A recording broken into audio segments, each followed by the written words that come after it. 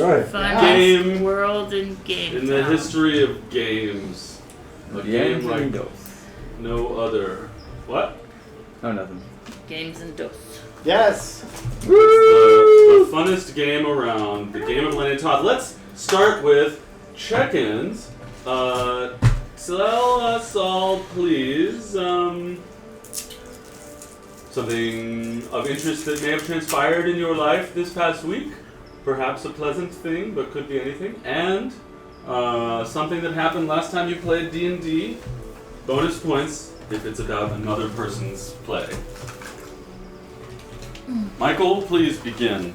Let's see. I saw Renfield, which was pretty funny. Oh. And I slept a lot, which was great. Yes. Yeah, weekend finally sleeping. It's always nice. Not the last D&D, but the last role-playing thing was the LARPing thing that we did, which was really cool. Yeah. And you turned out to be Cinderella, who became the queen of everybody at the Yeah, end. it was pretty dope. So that was super interesting. Yeah. So. Is that the thing with the foam? Is it that thing? No, it was. No. It was like a scenario, I guess. Yeah, I would make it more akin to like a murder mystery party. You know, like everybody's got their own agendas and whatever, but we could talk about it at the break. But it's called Conversions, and our friend read it, and it was very fun. Yeah. Word. Did you hit both bases? I did. Julieta? What happened? What happened to you this week? What happened? I don't know. I'm lost. It's a wonderful exercise in memory because I don't know what happened to me. 5 minutes ago. I'll tell you what immediately just happened is I just watched The Thing with my kid, and that was super fun. Yes. That's my favorite horror movie. Classic. So good.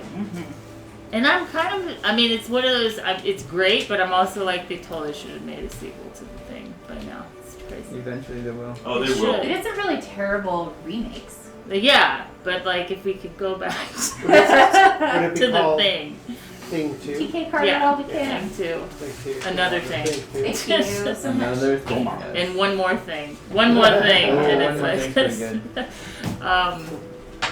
But that was really fun. And D&D wise, well, I started this new campaign here at Jake's house on Tuesday nights, and it was super fun. Nice.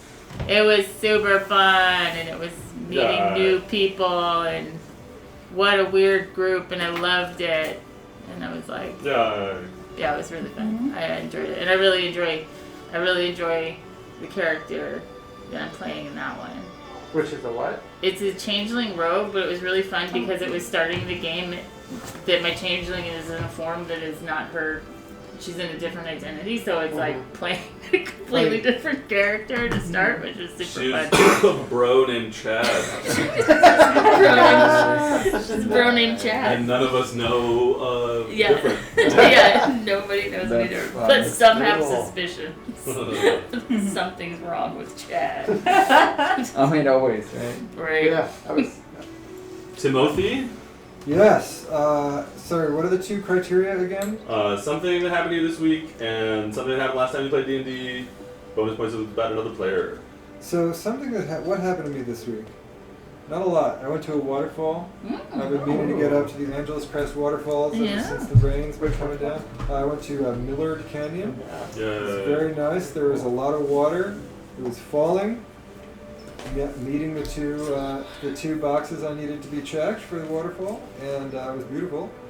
And then something that happened last time I played D&D. We had a wonderful session that was DM'd by Mr. David Zapp. Hey. And other players did lots of cool things, but what I remember, what sticks out in my mind is the overall tone of.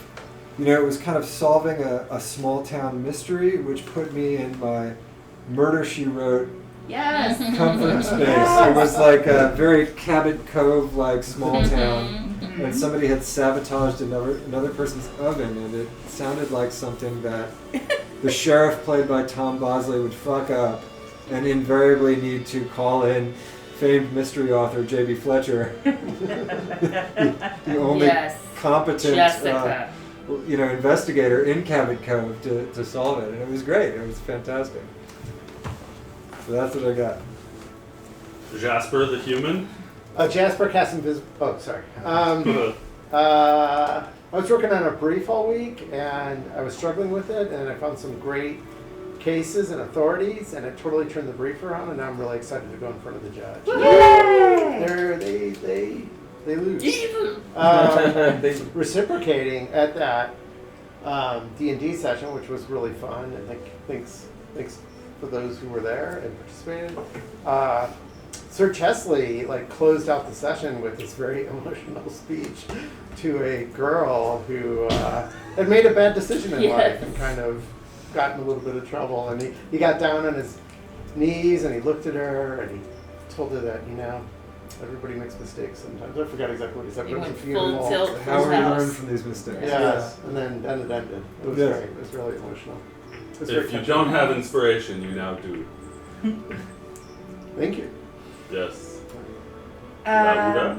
Earlier this week, I went and saw a little night music at the Pasadena Playhouse, and haven't gotten to do a ton of live theater stuff during COVID, so that was really nice. And it's a show I like, so it was good. And then yesterday, I played Call of Cthulhu, and it was a big deal because it was our first session without a PC death. Oh wow. Hey! But we might even actually board the Orient Express next time, so we'll see what happens. Nice. Yeah. Let's hope that campaign doesn't get derailed. Dun, dun,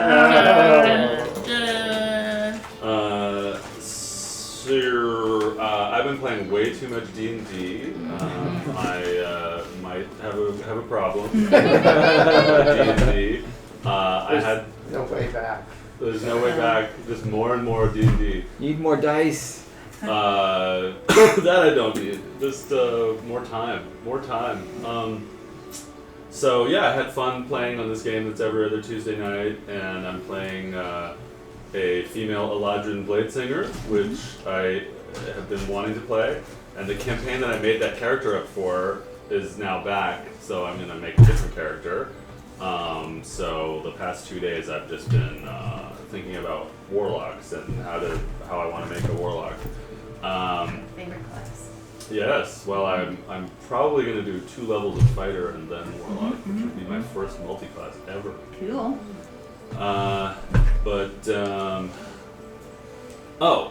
Okay, so the thing started where I'm tutoring kids with D&D, and they're going through the same campaign as you guys. And then I'm also doing this D&Ding for money thing on the web on Thursday night at 11, and that's also Elenia Toth. So everyone is going through the waiting room and the Queen's original speech at the same time. So the first people that made it past the waiting room are these guys that are playing on Thursday at 11 p.m. when I'm DMing. And they ignored both messages from both couriers after defeating the assassins that were trying to kill the Queen. They go outside and the 2 people show up from House Dehron and House Mussover, and they're like, we don't like nobles. And they went to the inn that the Queen had originally suggested. And so that was really fun because I'd never been to the inn before. And Bless you. and I was just thinking, how different would y'all's campaign be if you had chosen House Dehron for your first dinner, or not gone with House Mussover? How different would things have unfolded? How differently?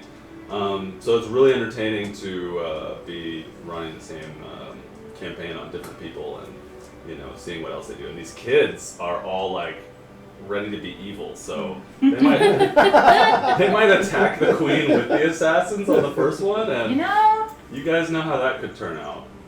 Because you did it. Well, if they were successful, that's quite the shortcut. Yeah. But if you remember that Queen battle for 4 level 1 characters, or Just saying. 3 level 1 characters. What happened to me this week? All that D&D happened this week. So how many D&Ds are you in right now? Like 6? I have a tracker to keep track of it because I can't remember. But which game, which day? last Sunday, my wife and I celebrated our 1-year anniversary. Yay! And we took Siobhan to the Arboretum where we got married. Fun. And Siobhan got to crawl around on the grass over which she was encased in uterus and married within. We had a good time, so that was really nice. Sweet. And Siobhan got to show off her dress last night at a fancy party. Hell She was yeah. great. All right. I feel like we haven't played in a year, even though it's only been the same amount of time as usual. Would anyone like to sort of recap what's been happening? What happened? We're still in the forest. We're in the forest. We had some combat gonna, encounters last time. I'm gonna roll a die to choose randomly as to who will try to recap. Yeah, I can do a good recap, I think. Is the cat? It's Could have been the Tim. dog. Yeah, You know- it's like, I don't have my Go ahead, glasses. Tim. Well, it's interesting. The word recap is really only one letter different from the word red cap. And red caps are something that we encountered that really tried hard to kill us last time.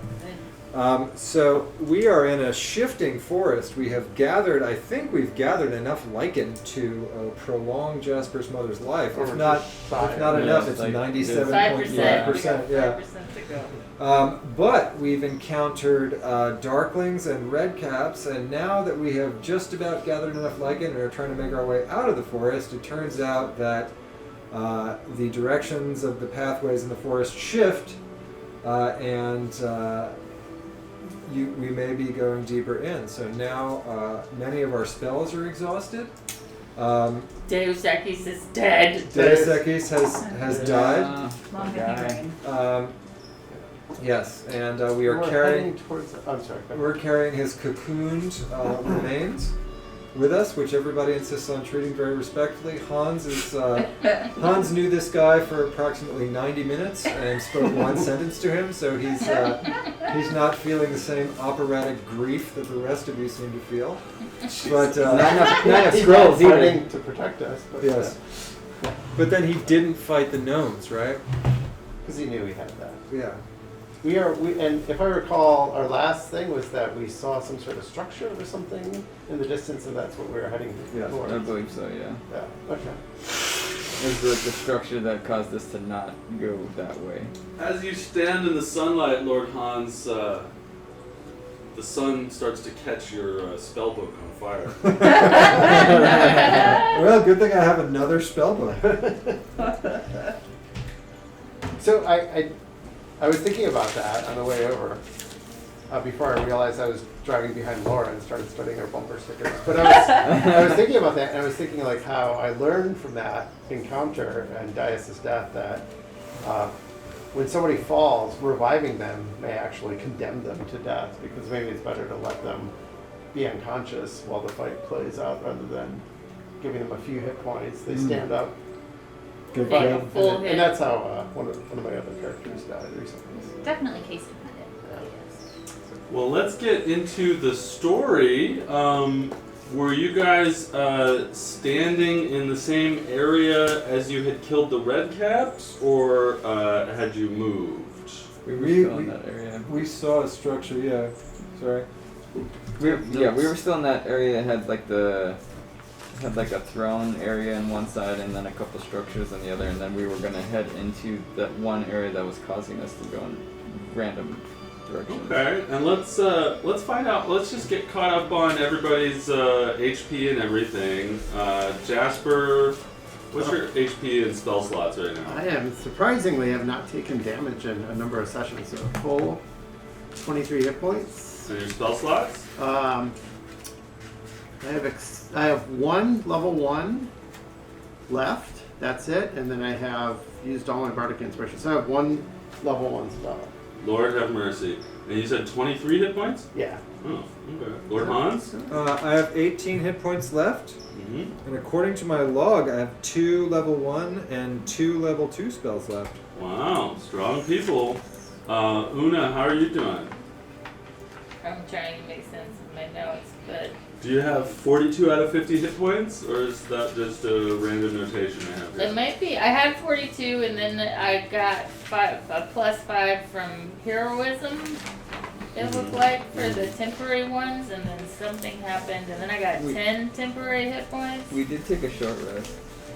After the red caps? So in my last thing thinks that it went Sure. back to just regular. So I'm just Well, back if you up. guys took a short rest and you regain your hit points, please update your hit die. And we'll say that Una, you have 50 hit points left. Okay. You're at max 50 HP. Yeah. Nobody has any THP. Has some. I'm not full hit points, full spells, and then with the short rest, I got my wild chicks back. And 36 and 7. spells, yeah. Damn, you're so powerful, dog. Hope a bunch of red caps don't mob you. Again? Take over 100 damage again? Yeah. That was insane. Daphne, Yeah, I'm at full HP, and I have used 1 second level spell slot, so I have 2 second levels and 4 first levels. whoa. Yeah. Jake, I've used my non-spell slot Misty Step. Ah, yes, I recall. That was cool. So, there you are, standing in the forest, red caps laying around you. You took a short rest, and during it, Lord Hans, you discovered that the sickle that you had taken from Papa Cap was a frigid, wicked sickle. Not to be Wicked. confused with a wicked, frigid sickle. Wicked. So wicked, With a man. frigid, wicked sickle. So +1 to attack and damage, cold damage, very pleasant little sickle.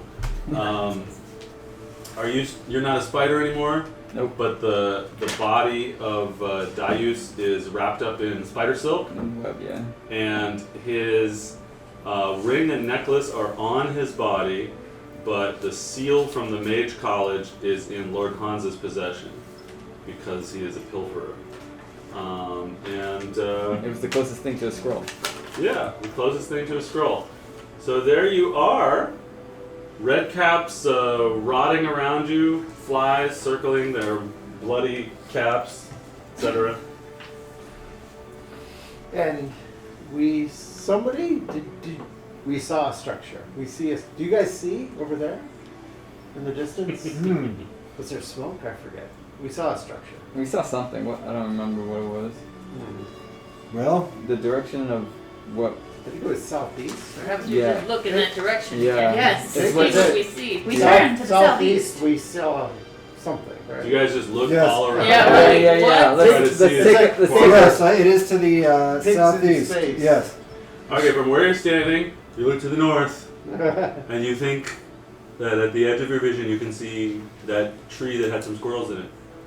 You look to the northeast, to the very edge of your vision you think you can see the little wally thingamabobs that you killed the darklings near. Yes. You look to the east, and you see that gigantic log that you crawled over. You look to the southeast, and you see some sort of wooden structure behind some trees. You turn to the south, and you see just trees, but you Hear buzzing. do hear buzzing. You turn to the northwest, and you see a boring clearing. You turn to the west, you see far at the edge of your vision a well with some skeletons. And you turn to the southwest, and you see the place that you came in. What was the buzz? And thus, Right due south, yeah. you have finished looking. I say yes, we should go towards the structure. Yes. No structure could do us harm.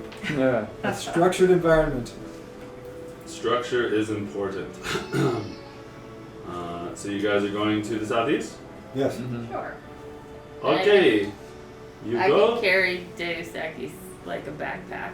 I'm gonna like put my arm through little silk things and put Mr. Cocoons on my back. You feel him hugging you from beyond the grave. Oh. His 152-year-old Oh. self, thankful yet dead. You move to the southeast, and you move through forest, which looks similar to this. Ah. Sweet. And as you go, you see a cabin. It's made of logs and wood. It's large enough to have a life in, but overall pretty small. Cabin in the woods. There's a little garden around it Ah, with pretty little flowers ah, and a hummingbird. oh, delightful. Ah. You see in the garden some useful vegetables like onions and tomatoes. Oh, You also see pots of picked flowers decorating the windows and the doorway on the top and the sides of the cabin. And that is what you see. Any lichen in this area? I don't know, have you ritual cast or detect plants after you're short rested? I guess I'll start. Is that what it is? It's Locate- where you have to locate prepare it and I let you ritual cast it? Yeah, I have it prepared. Locate. Hell yeah. You slowly cast it and you find some lichen. Alright, I'll scrape it up for the rest of the. What percentage are we at now? As you scrape the lichen into the imaginary gallon jug, you hear a ding ding ding ding ding ding ding ding, Yeah! We did! and a voice materializes in your ear saying, "Lichen achieved. Yes. You have collected enough lichen to heal Jasper's, Wow. or to prolong Jasper's mother's suffering." I think we have enough to Prolong. prolong your mother's suffering. excellent. That's wonderful. She's Can't not wait to going get- to die. She's just going to continue to suffer. Can't wait to return to Elenia Toth. No, you remember that Let's they go. told you she'd feel a little bit better. Hurrah. So there you are standing in front of a cabin and you picked up some lichen. So we see who lives here. If you want to stand in front. A player question. I unfortunately don't have my notes with the Pantheon, but can you remind us the hummingbird? Ah, yes, Luglier and Jafe. Yes. Yes. Who They, do what? good things, randomness and fun. Okay. Like the Toaster Fairy Lady at the ball. Cool. What did you Uh, ask? The hummingbird is a symbol of Oh. one of the gods in the Pantheon. Yeah. And I couldn't remember which one. Luglier, wind, god of speed, tirelessness, change, and peace. That tracks. The hummingbird. What? Thank you. Is Yes. there any Druidic language or runes or anything on this abode? Roll of perception.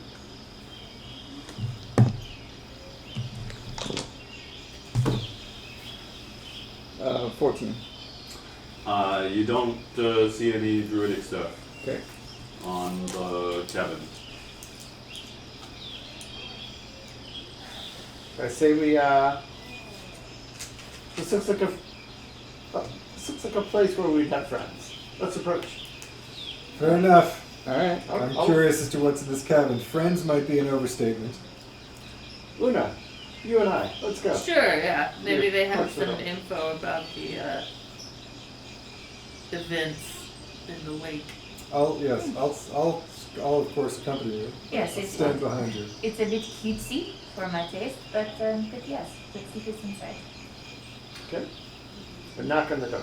You knock on the door. After a few moments, the door opens up, and a guy who looks exactly like me answers the door. I thought the hummingbird was Kill. listening. Hello. Hello. Hello. There's some kind sir. interesting looking people. Yes. We just had some strange encounters and found your cabin. We had to fight off some magical, strange creatures that attacked us. Yes. It's a pretty dangerous wood these days. Yes, but you live here. Right. You get by fine. Yes, yes. Alone. Yeah. The forest is more dangerous for people who haven't been here before. If you've lived here a while, things tend to leave you alone. You know? Looks great. You all look quite. Is that a dead body on your back? Yes, we lost someone in the woods. What is that wrapped in? Silk? Yeah. Interesting. Your friend died while you're in the woods? fighting the shadow people. Oh my god. I'm so sorry. Could I get you all a glass of lemonade, maybe? That would be wonderful. Sure. My name's Jasper. Yes. Good afternoon. I'm Hans. Hans Chumley Tamerman. Daphne. Oh, hi. Well, I'm Simon. Nice to meet you. How long have you lived here, Simon? Oh, a few years. And why did you choose to live in these woods?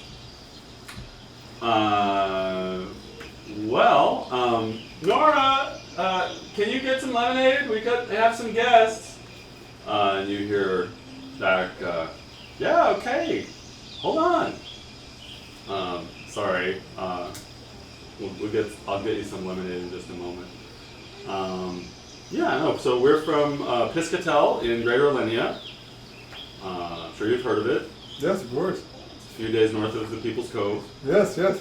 And we came out here because we heard about all the pacifism and wanted to see, find the most peaceful place possible. And then we were living near Moncafa. We wanted even more peace, so we went to live in the woods and we built this cabin. Wow, that's fascinating. We've been here 6 years now.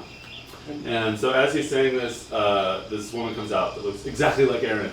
And she's got a thing with some lemonade for all of you.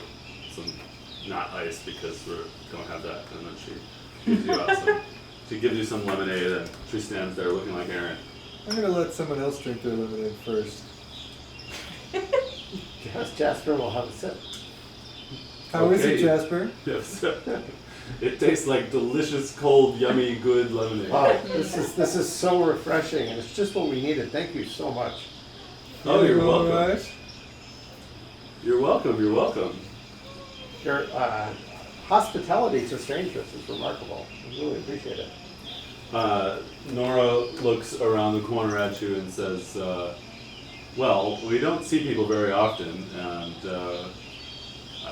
this is a pretty dangerous place, so we're surprised to see you. We never see anybody here. Yes, we noticed that the pathways have started shifting, and when we think that we're going north, we're going south, and vice versa. We want, do you have any insight as to how one could get out of these woods? Nora sort of reaches behind her and pulls out an arrow, and she starts sort of looking down the arrow a little bit and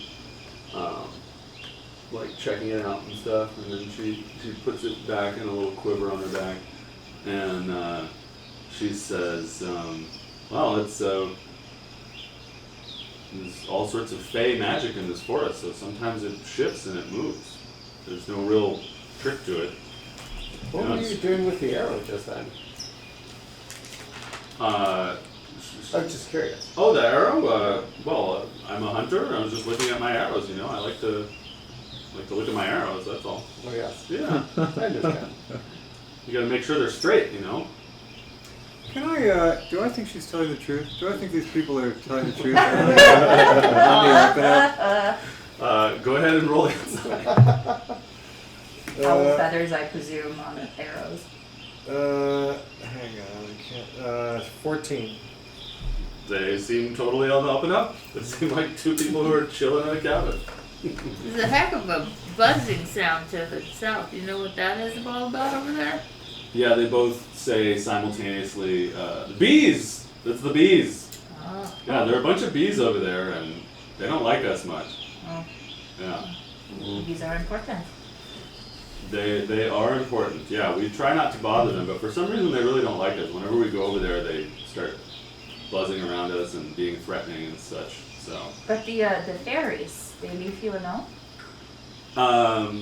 Yeah, I mean, none of the fey creatures really attack us because we've been living here for 6 years, and there's something about the forest where it just sort of doesn't mess with you when you've been here for a while. So we've heard of other people who go into the forest and just die, but we came and found a safe spot and just stayed here until the forest got used to us, I guess you could say. That is very lucky. Yeah.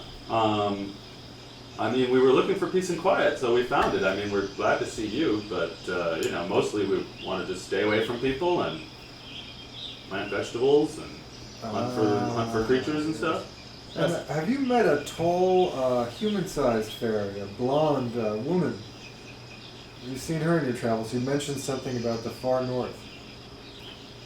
No. No. No. There's not really any human-sized fairies. There's these little, like bumblebee-looking things that fly around, and yeah. Hassan's gonna go up and like smell them, and see if they smell like more foresty or something compared to us. Smell the people? Yeah. Roll perception. He's gonna take a big old whiff. 12. They smell like people who live in the woods. They don't have deodorant, but as you do that, Nora sort of jumps back from you like, oh, and Simon says, please, that's not really very polite. I'm sorry. Could you not smell my wife? Yes, please forgive my companion. He's a druid with a strange way of being. His ways are his own, but he means no harm. Nora sort of like had her hand close to her bow, but it's just an instinct, and she calms down a little bit. Yes. Says, oh, wow. That is an interesting outfit you have there. Yeah, sorry about that. And then like Hassan will like start like touching the dirt and tasting the dirt in their house to see if it's like different than outside. He has his own ways, but This again, is- he means it's a gesture of respect. Where Yes, he's in from. his culture. They both just sort of stare at you quizzically. You can roll perception regarding the dirt. Slightly better. 15. It tastes the same. As the dirt outside. Yeah. Okay. How's the dirt, Hassan? It tastes correct. Excellent. Would you say it has an earthy Good flavor? news. Always. So Simon says to y'all, well, may I offer you some stew? We have a big pot of stew cooking, and Nora looks at him like, and he's like, it's a big pot of stew. It's supposed to last us all week. Listen, we don't mean to impose it all. And actually, I think we were heading back to Moncafa, I believe. Yes, we were on our way. I wouldn't mind some stew, but Well, of course, if you're offering, we wouldn't want to. We would be happy to, but we really don't mean to impose. And No, we did not need it. if you were to direct us on the easiest way back to Moncafa, we would be happy to head out, I think. Well, of course, it's just to the west there. Will it always be to the west? We would have to go by the bees then, wouldn't we? Or is there a way we could get around there to get out of the forest? Of course, you could just go around the beach to the west. Yeah. just Yes. Around. Sounds logical. So, you wanted some stew? Anyone else want some stew? Well, if you're serving it, I would have some, absolutely. Is there It smells anything I could delicious. do to help you? Like, I don't know. I mean, if it's gonna take if it was a lot of work for you guys to make this stew and grow your vegetables, is there anything we could do to help as a trade for the stew? yes, or Do you I need don't some know if wood you chopped? need money living in the woods, Wood- but Do you need any wood chopped or if there's any anything labor. around the house? The woman looks at the guy, and the guy looks at the woman, and they're like, I don't know. We pretty much have everything we need. We can't get any honey from the bees, but you don't need to bring us honey. You can just have some stew. Nora, will you get them some stew? And Nora's like, and she goes to get the stew. She's hiding it, you can barely see it, but she's just a little annoyed. Then she comes back with 3 plates of stew and gives you each some stew. And then she says, did either of you want some stew? Oh no, it smells delicious, but I'm not hungry. No, I eat my berries. He eats berries. He only eats berries. I'm gonna eat this poisoned stew. From these two weird. Do you say that out loud? No. So I'm gonna. You know what? I'm gonna just choose. Hans is gonna choose to trust these. Is there anything weird about these people that I can tell?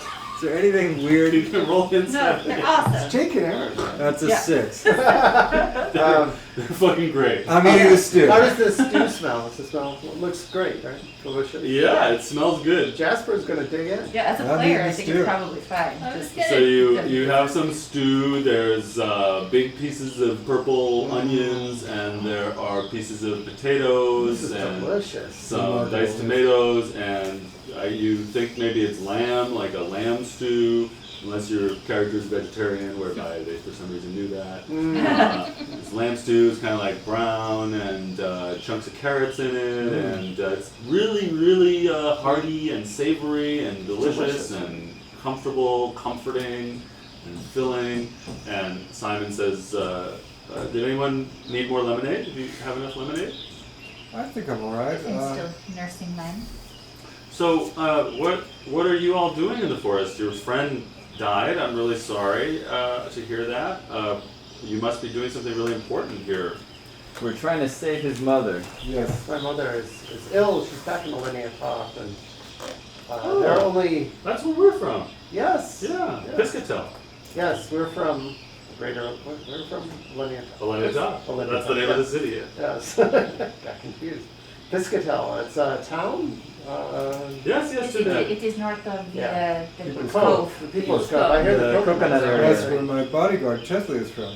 Your Oh. bodyguard. Yes. Yes, from People's Cove. Yes, we love People's Cove. They've got the best coconuts. All of those various coconut-related things. you Yes. know, the candies and the liqueurs. We Oh. love that. Wonderful. We are gathering this lichen because we are told this is a substance that can help prolong my mother's life. Oh, Yes. oh So this wow. is why we have come to this forest. Well, that's a worthy reason. We'll pray for your mother. Thank you. Yeah. Just Who for- do you pray to? Well, Fetlon. We came to this country because it's so pacifist, and we're pacifist too. So we pray to the turkey.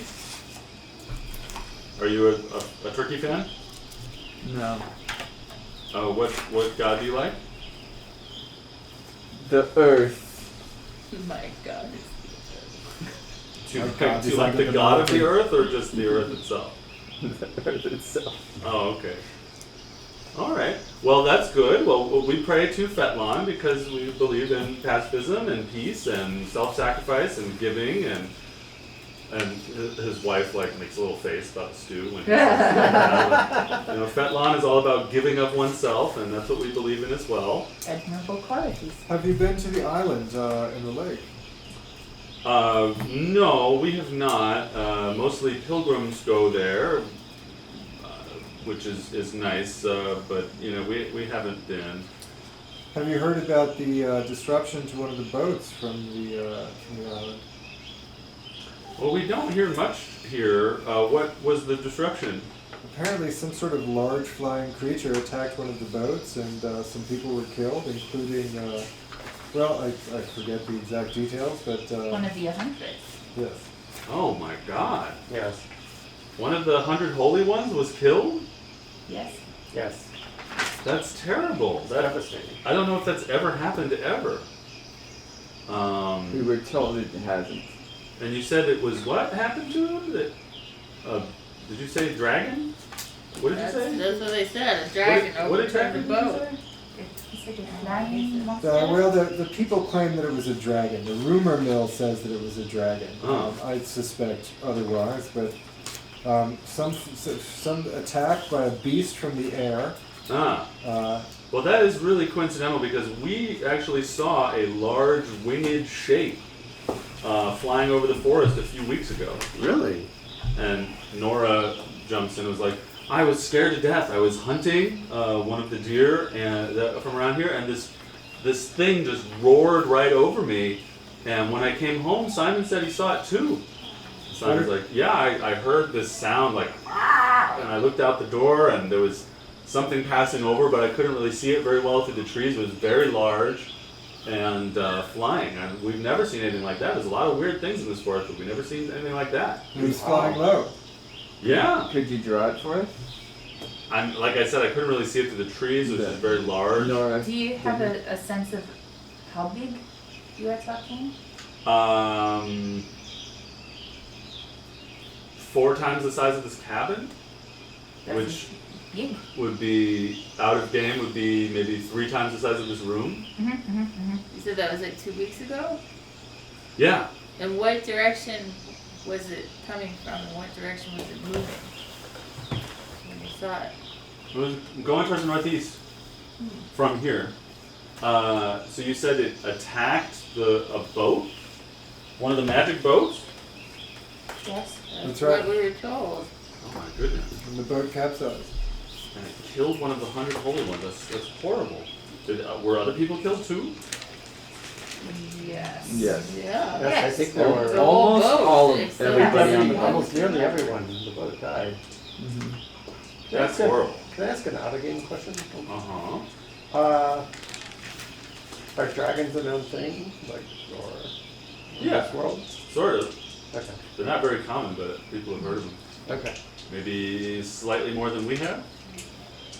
I.e., none of us have ever seen a dragon except on That TV. you know about. I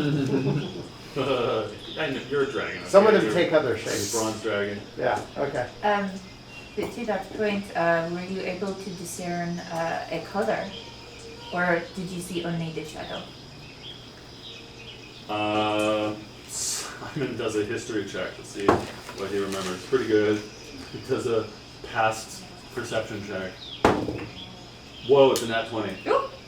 He says, it was very large and I couldn't quite see the shape, but I did see like a gray and a lavender and almost like a turquoise. I saw all those colors, but it was moving very quickly, and I definitely couldn't tell you if it was a dragon or what. But Curious. Interesting. Another flail snail. Flying squirrel. Flying effect. Yeah, we like the flail snails. Is it a Tamerlane dragon with those colors? Perhaps. It is. I'm gonna check the garden and see if I can help make it better in any way. do you have one of those plant spells that enriches the garden? No, that's too high level, man. Oh, okay. Those things, are, Why don't you roll nature on the garden? those things are too cool for me. Oh well, now, nat 1 means I roll again because I'm a half now. Oh, that's not great. 14. You notice that the way one of their trellises is set up is casting shade over a certain patch of the yard, that if they moved it would create more bounty in a certain corner of their yard. Alright, I'll be like, I noticed there's things over here could make it better, and I like walk over and I start to move the thing. Nora is like, oh please don't touch it. Simon's like, it's okay, honey. I'm the gardener. She's the He's hunter. really an expert. He's quite Please good. don't step on anything. I planted all of those myself. Oh yeah, of course, has some wooden stuff I know. So- He does actually try to help them, but he doesn't explain it very well Yes, at all. the social niceties, plus minus, but he is very good with the plants. Well, I'm going to assume he's doing something good.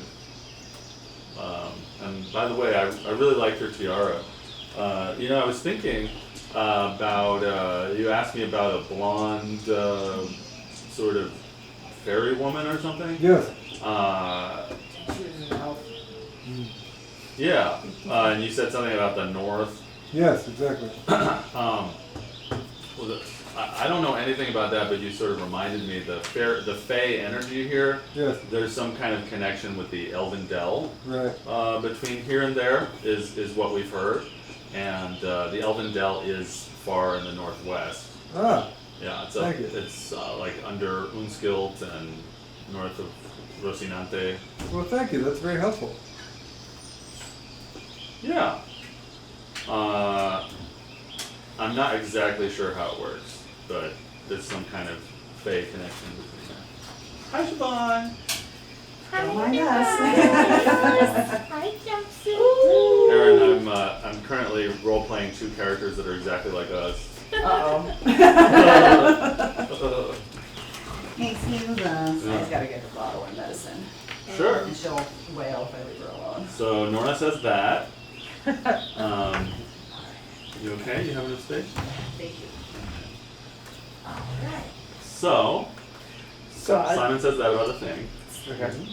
Well, I'm fine with. I think we should head back. I want to thank you for your tremendous hospitality, and I present them with 2 good berries. And I say, Oh. you have fed us, and I would like to extend, reciprocate. And these are, I don't know if you know, magical berries that will give you nourishment for a day, but you have to eat them today. They disappear every day. You got 14 hours. Oh, And wow. they're You quite want- tasty. If you eat, we use these all the time. Look good. Save more of your stew. Yeah. This way. So it's two berries. One for each of you. Oh, thanks. What do they taste like? They're good. They're kind of tangy. Simon eats one and he's like, Nora, I feel full. I feel completely full. And here, try this. Oh, are you full? You feel full? I'm suddenly so full. Wow. How can I be so full? I Maybe mean, it's not one so bite. bad that we gave him the stew after all, because we just had a whole meal with that one berry. That's incredible. It's just so good. Wow. Well, thank you so much. What happens if we plant one of those? Anything interesting? They disappear after 24 hours Oh, okay. because they're magic. All right. Well, is there anything else we can help you all with? If We're gonna go back to reading books alone in our cabin in the woods, relaxing. If we were to travel south from here, do you know what we'd encounter? Oh well, if you go to the south from here, you'll get to the very northern part of the plains of La Vie. Yeah. For some reason named by a French person, by a Bourgonese person. Is there any other particular creatures we should be mindful of or places to avoid in the forest? Is it the bees? We took care of the red caps. Nora thinks about it a little bit and says, she says, what happened to my music? Not her tunes. Jasper Oh, cast there it minor is. illusion and create some music. Nora says, well, other dangerous things. Well, what dangerous things have you run into? Well, Red the cats. red caps. Shadow Darklings. people. What were the shadow? Darkling. Darkling. Darklings. Darkling duck. Was it something else? Well, not exactly dangerous, but mischievous, the fairies. Yeah. Nora says, well, there's this woman who always tells me that she's going to grant a wish for me, Uh-oh. but I've never taken her up on it because I'm a little suspicious because she's not human. What and is then, she? Huh? She's not human. What is she? I don't know. I stay away. I was walking by and this woman was like, I'll grant you a wish. I said, That is Did- weird. this Did is she a want dangerous something woman. for it, or was it just freely offered? I don't know. I didn't talk to her much. You're actually the most I've talked to a person in about a year. So, but also there are some like tiger-like creatures. Anytime I've ever seen anything like that, I just run away. I'm searching for things that I can eat, not get eaten by. Yes, this makes sense. That's smart.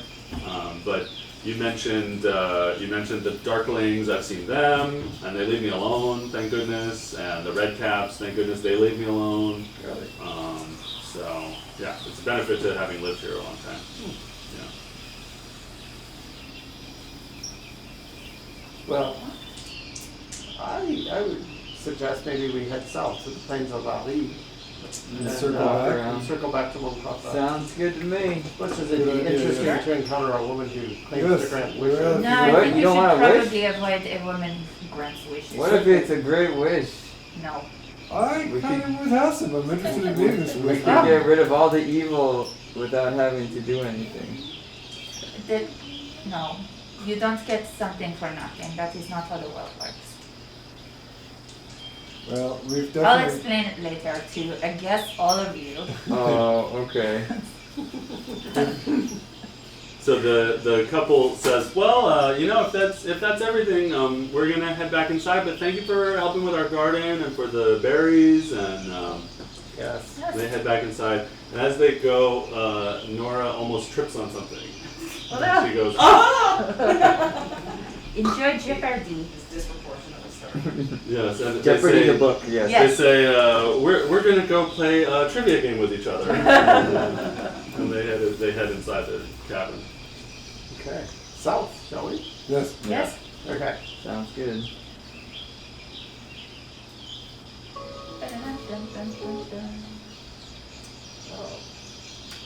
We have Ollie for us. It was quite an experience. Yes.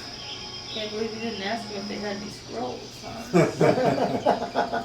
Should we go back? I think those two were up to something. It's true.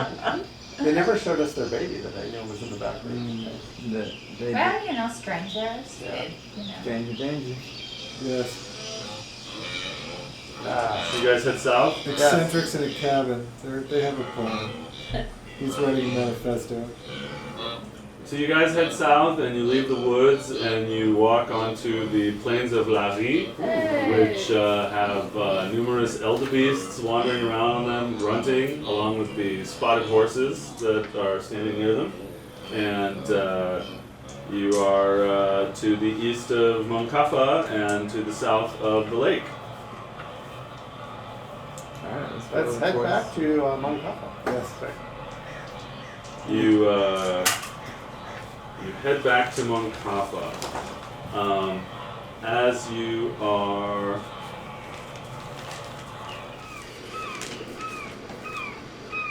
you are walking along the edge of the plains next to the forest, a couple weird little creatures jump out at you.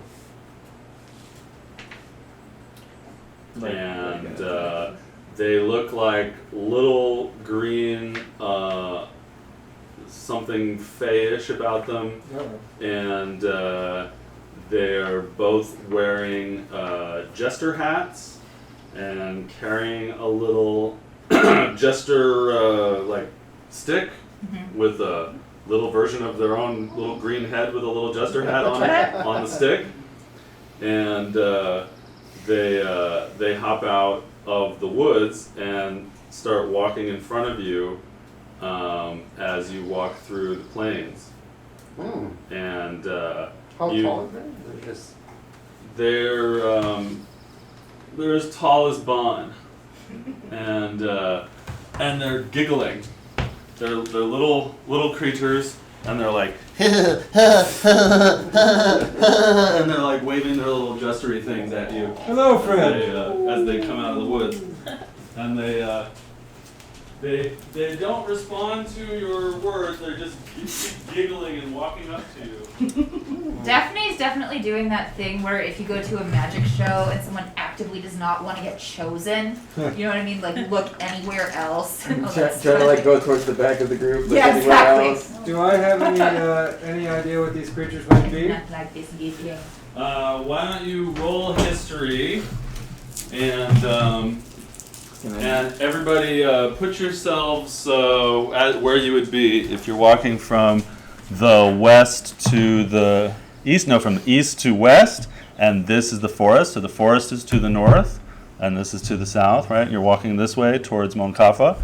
So put yourself how you would be. And please move Daphne to the back because she does not like these little green guys. And that's an 11 for my history roll. 11. You don't know what these things are, but Would I know what they are? they look.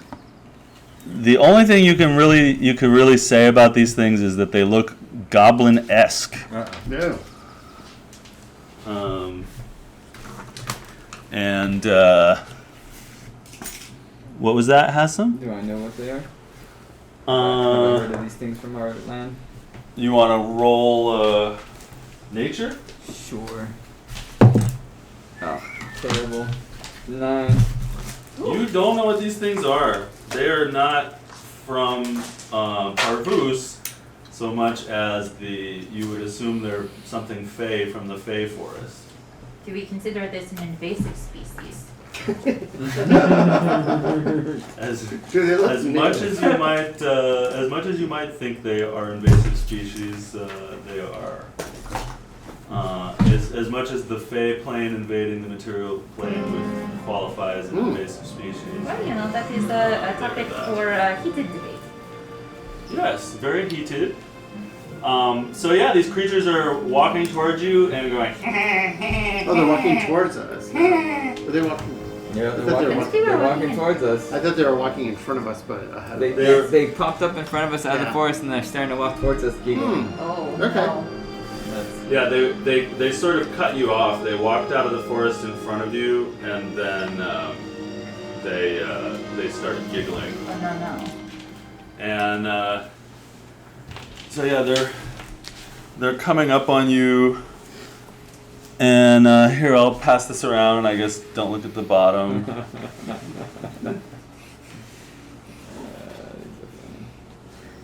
Does the player know what they are? Yeah. I know what they are too. Well, if you know what they are, they're edited, so they're not whatever you think they are exactly. Aww. Cute. So they walk up to you and they're just giggling and waving their little sticks around. And they're going. And they go stand right in front of you. Oh. Right next to it is good. Yeah. So do y'all need something? They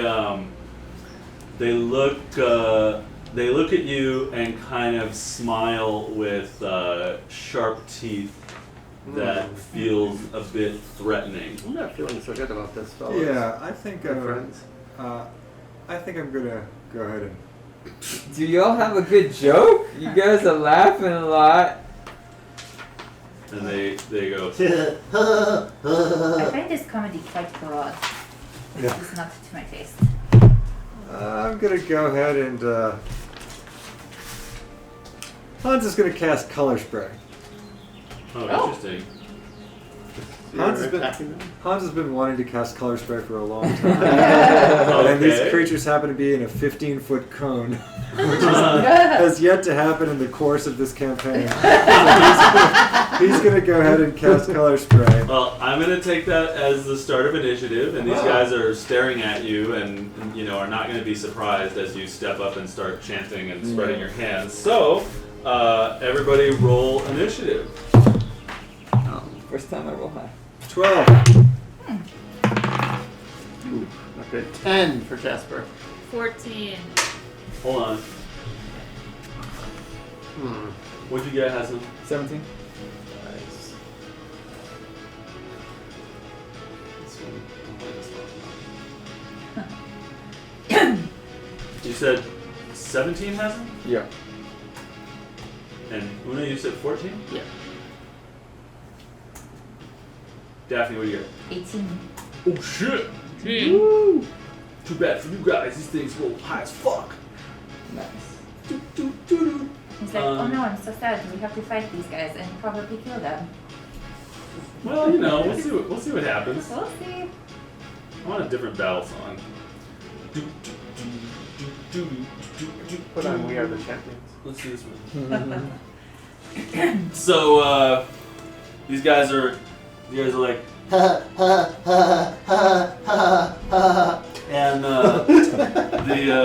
Check it out, dude.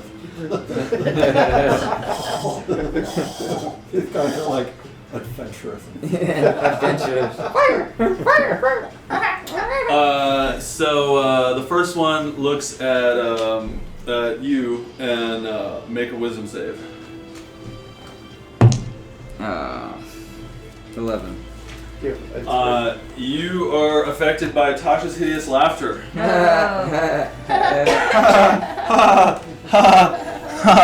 You are prone and you are laughing your ass off at these little guys. What was the joke? What was the joke? You asked them what the joke was. You are. I did ask them what the joke was. And now, It's pretty funny. It's funny. It's pretty funny. And they told you. They told It happened to you. be pretty funny. This is a money pick on. Right. So, Lost in translation, maybe, right then. the first one pointed at you and did that, and so you're laying there going, and the one next to it points at Una. And Una, make a wisdom save. And Oh, I figured you guys have inspiration if you need it. Whee! 16? Somebody You says passed it's it. Yay. This creature is like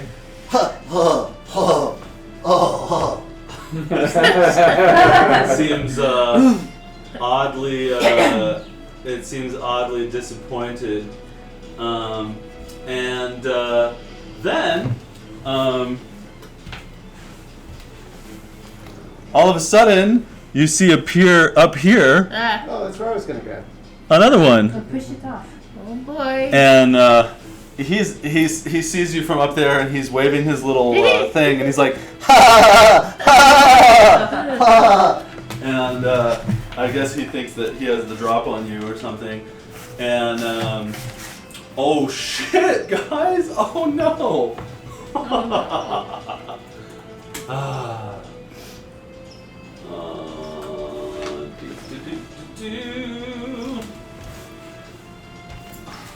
That guy up there, seeing that his friend's spell failed, is like, Oh,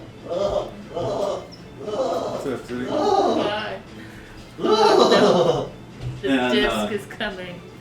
and he starts casting something Oh dear. that starts to affect multiple ones of you, and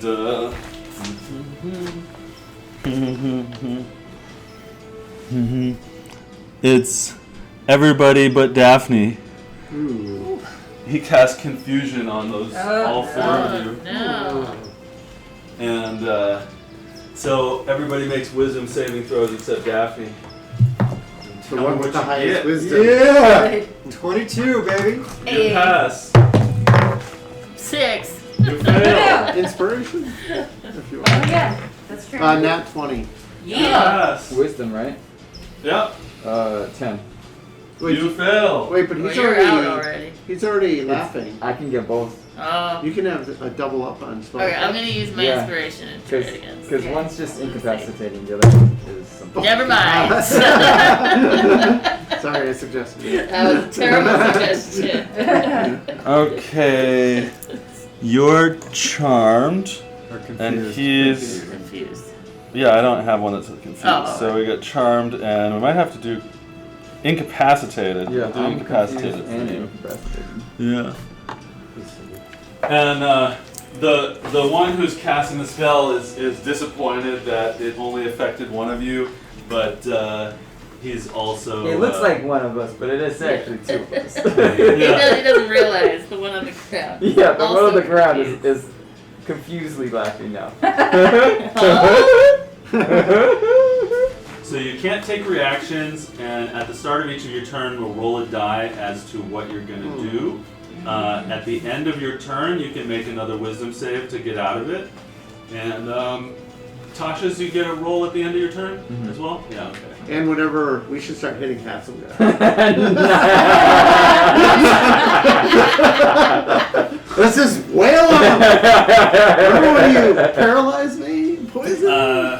Roll Arcana, Lord Hans. 19. You suddenly remember from your reading that these creatures are called Nilbogs. Oh. What are they? From Troll 2. Goblin backwards. Ah!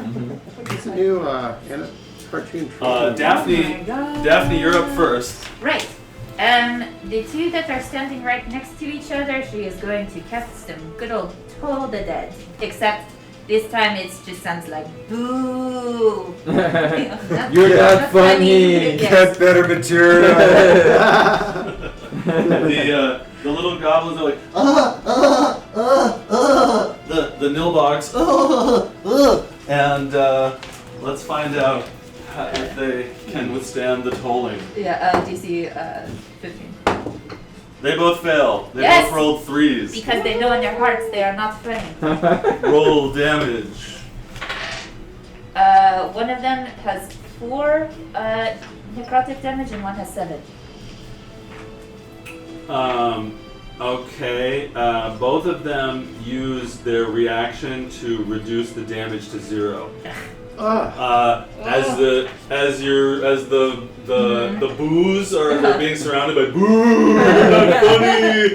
They're just like a good stand-up comedian. They just with really thick skin just block it out and they're like ha ha ha ha and are not affected. Applause from ghosts. And which two did you aim at? The two that are next to each other. Okay. All right. So next up is Hassam, who's on the ground. Does a 12 beat Hideous Laughter? Does not beat their saving. Oh, a 19 probably beats the confusion. Yeah. Alright. You have advantage on wisdom rolls, or? No, just did one and then the other. Oh, I get it. So the first one was hideous? Yeah, The second one's confusion? Tasha's I got 12. Alright, so you I got made it out of 19. confusion. But I'm still laughing on the floor because it's so funny. That's right. So can you act that out or describe it for me as these guys are like he's probably just like and then he just stops doing the confused version and just starts laughing. Yeah. He's on the ground. This is unsettling. So, very good. You're laying there laughing. You haven't asked your companions to hit you yet. Una, it's your turn, so we're going to roll a die to find out what you do, what's going to happen to you. Confused. I'm confused. It is a 1, so you use all your movement to move in a random direction, and the direction is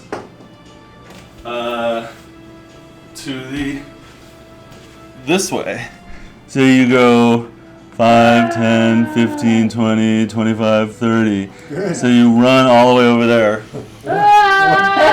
One of the confused things is attack your nearest companion Yes, as right, savagely that as possible. Yeah. I'm really hoping for that not to come up. So roll a wisdom save to see if you can break out of the confusion at this point. Can she still take an action? 20! Yes! Dirty 20. You break out of the confusion at your end of your turn, and I don't think she can take an action after she moves. Whee! So she just ran like full force as if she was attacking and then smacked into a tree Yeah, and was like, it says the creature doesn't take any action. what the?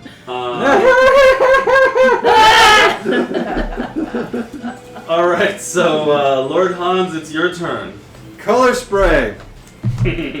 So I'm casting a 15-foot cone.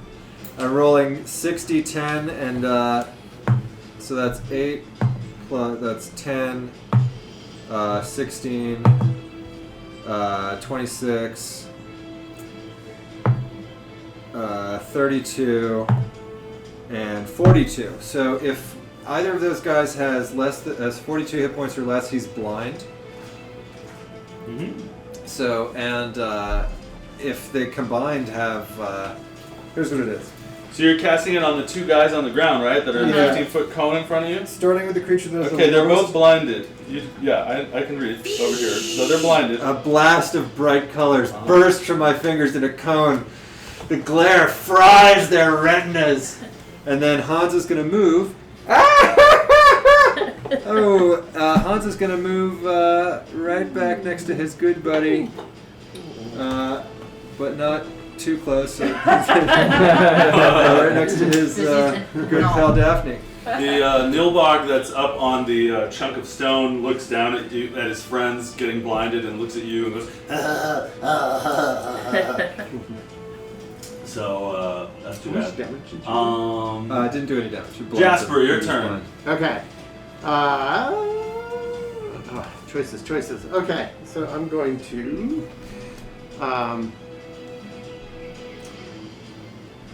going to, let's see, he seems kind of, I guess I'm going to shoot with my musket. Actually, I'm going to cast Dissonant Whispers on the guy up here.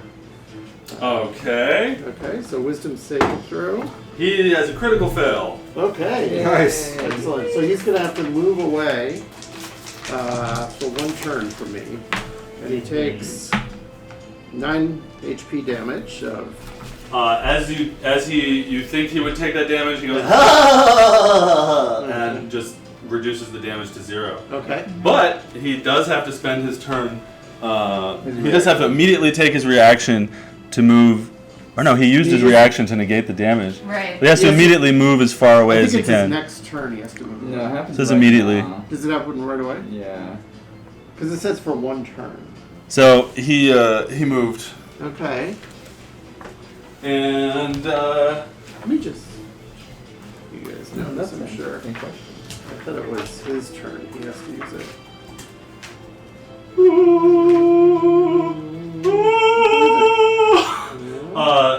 Must immediately Yeah, use its reaction if available. So the reaction is not actually available. That is interesting. So it's gonna stay there because it uses its reaction to negate the damage.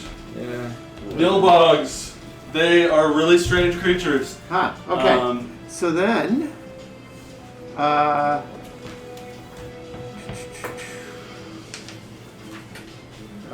Jasper's going to then use his feline agility to move 60 feet. 10, 15, 20, 25, 30, 35, 40, 45, 50. It's just going to go... Shit. Like way over here. Okay, and Jasper, make a charisma saving throw. Ooh.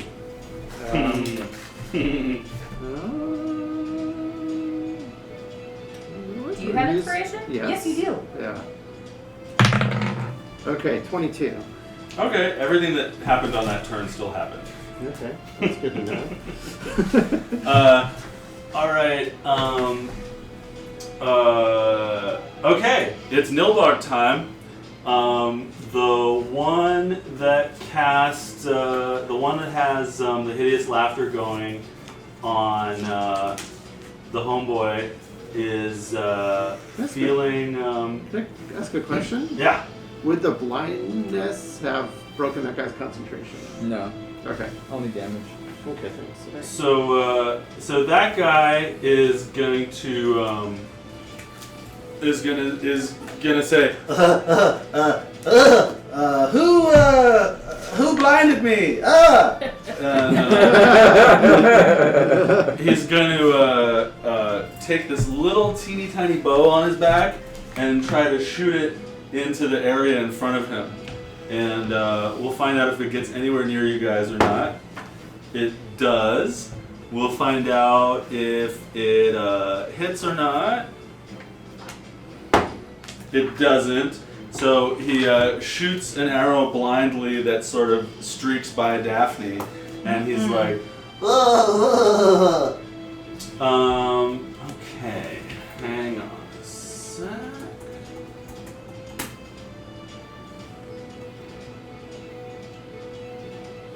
Oh man, that blindness really shuts down these nilbogs. Yeah, it is. Shit! This the second nilbog is like, and it runs over here, and from there it shoots its bow randomly, and it definitely has a chance of hitting Una. Because it just rolled a nat 20 on the weird little check I was doing.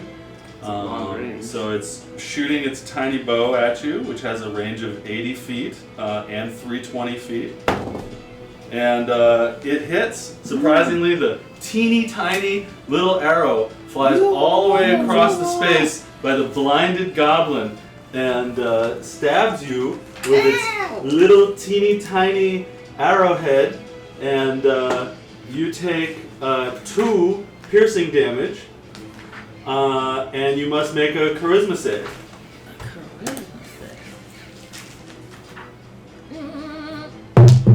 Oh, that's gonna be terrible. The answer is no. On your next turn, you must use your bonus action to complement the Nilbog. Oh my god.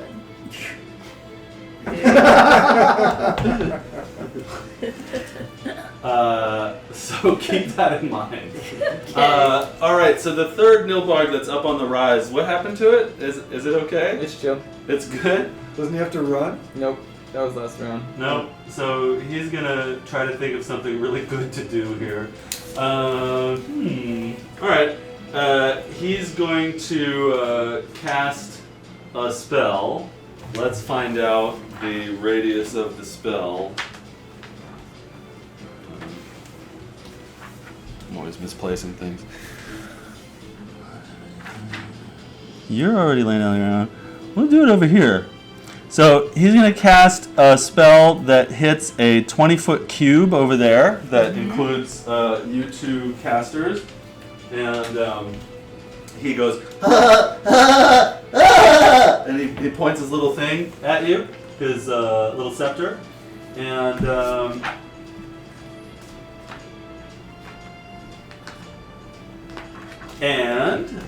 let's find out what happens.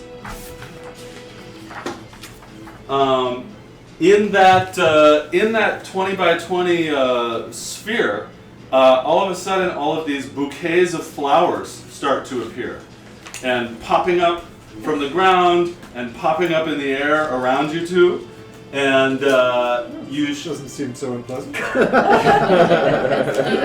have to both make a dexterity save. Okay, 17. Good. That's a 2, so I'm going to use inspiration. And that is 18. Okay, so the bouquets of flowers, all of a sudden, like a little clown show, start shooting water in your faces and going but you're both able to dodge out of the way of the squirting water. And now it's Daphne's turn. Prop comedy is the lowest form of comedy. Can she run up to the blind one that's like closest? Yeah, that guy. 1, 2, 3, 4. Yep. And she's gonna try to smack him with her mallet. You have And then you advantage. can get advantage, yeah, so let's see. Yeah, so 18. So that is 6 bludgeoning damage, but she's also gonna use the channel He's gonna use his reaction to negate the damage. which is fine because when you hit a creature, I'm doing a channel divinity where. Just wanted to save your channel divinity if it was gonna. Oh add well, to the no, but damage. it's. I mean, it's not even if they take damage. I hit him. He's just negating it, right? So. Negating the damage. So then, I mean, I guess she doesn't know whatever you're trying to warn me about. So I'm gonna spend it to deal 13 points of necrotic damage to him because I do not like him. Okay, he's gonna go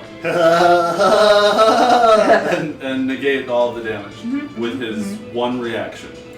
Hassan, your turn. Does a 13 beat the No. Alright, there you go. You're laying there laughing. Yep. Una, Oh, you're not confused anymore? The ring's not on you. confused. No, Yeah. I'm not confused. Alright, what are you gonna do? You have to use your bonus action to complement the creature. That was a fine arrow shot, sir! From such a distance! Compliments! What? I don't know! It's He's crazy! got a point. He really did. He was blind.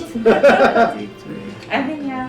We should I'm ask him to so join the far party. from everyone! I'm so far away. So, what will you do with your movement and your action? Well, I'm just gonna move up to here, and I'm gonna try to throw my javelin. That Okay, make a charisma save. charisma save. Whee! That's gonna be. What is my charisma? 17. You make the save. Go ahead and throw your javelin. Throwing javelin. It's gonna be an 8. Not great. Are 8, you- 9, 10, Oh, 11, you can't 12, rage. 13. That's 13. 13 damage. No, 13 to hit. Did you 13 to roll hit. the damage because it's blind? Yeah, roll again. It's blind, so you have advantage. That's gonna be dirty 20. Okay, so you hit. Roll damage. Decent. 3. Yeah, I think that's just 3. No, You it's got strength. plus your strength. Oh wait, then 6. So that's the one that used its reaction to negate Daphne's damage, It sure right? is. Why don't you describe its death? Whoa! Ah! Whoa! But it's just with all my might, I run up and throw the javelin, and it just takes the little dude and goes like, it just sends him like across the floor. Does it get yeah, and stuck goes into like, this? and drops him into the side of the thing. Do this little lip. All right, the other Nilbogs are like, at least the one that can see is, and the one that can't see sort of intuits what's transpiring. So good turn, Lord Hans. It's your turn. Lord Hans is going to hold person on this Nilbog. He's got to Which make, one? the one that's okay. the one on the hilltop there, and he's got to save 16 wisdom. He fails. He is now held. He's paralyzed, Oh no! He's very upset about this. and I'm concentrating on holding him, and he cannot do shit. It's true. It's all true. Okay. Jasper. Okay. Oh, that one's no longer blind. Jasper. Yeah, the end of my turn. That guy's no longer blind. 10, Oh. 15, 20, 25, 30, 35, 40. Jasper's going to shoot his musket at the held Nilbog that's on top of that structure. Does he have advantage? Oh, because he's held. Yes. Yes, he does. Okay. He can't act or react. 24. Let's give this one 8 plus 6. Okay, 12 HP. Hans is holding, clasping him. Make a charisma save. 18. Okay, you pass the charisma save. You're shooting that guy, and how much damage do you do? 12 damage. Describe his death. Oh, Yes. he's being held. Non-gun violency way. The musket ball just pierces him as he's being held, and he can't react, and then kind of withers down. It's a withering. You pierce him, and the air starts to go out of him. It just kind of goes. It's like a balloon that's losing energy, and it just sort of whizzes around in the air. laughing. And then this flat, you get like a flat bag of Nilbog on the ground. That was kind of funny. Okay. So that one's dead, and we're back to. Jasper also. Let me just see. Well, this guy's blind, anyways. No, he's not blind He's anymore. no longer He's Yeah, not? The Uh, one, or wait, no, the one who's left is. this Yeah. one is No, no, blind, it- right? No, it's the end of my next yeah, turn. It's Blind. that, it ended on his last turn. These guys are so cute. These He's little so minions. cute. So Look cute. at So their funny. little hats. I've used them in like every campaign I've ever done. You're just so funny. So Jasper's now. Sorry, guys, but well, I think we're probably fine. He's just gonna back off a little bit, like another 10 feet away, off the board. So you move, Ed? I just moved back a little bit. Okay, there's one more Nilbog left alive, and he looks at all of you and is very scared. Let's see.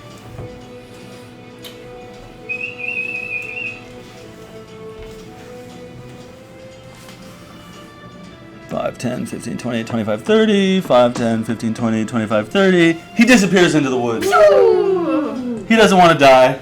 As he runs, you hear him go,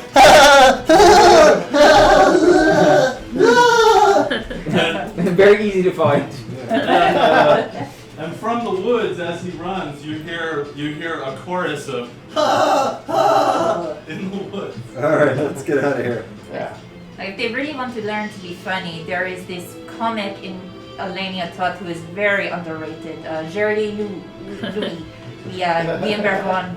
Oh, the He is Bergon. hysterical. The Yes. Bolognese love him. Yes, we do. I don't know why he's not more popular everywhere. He's the funniest man alive. So as we're Have you seen his secret play, The Day the Jester Cried? No, I hear he doesn't like that one performed so much.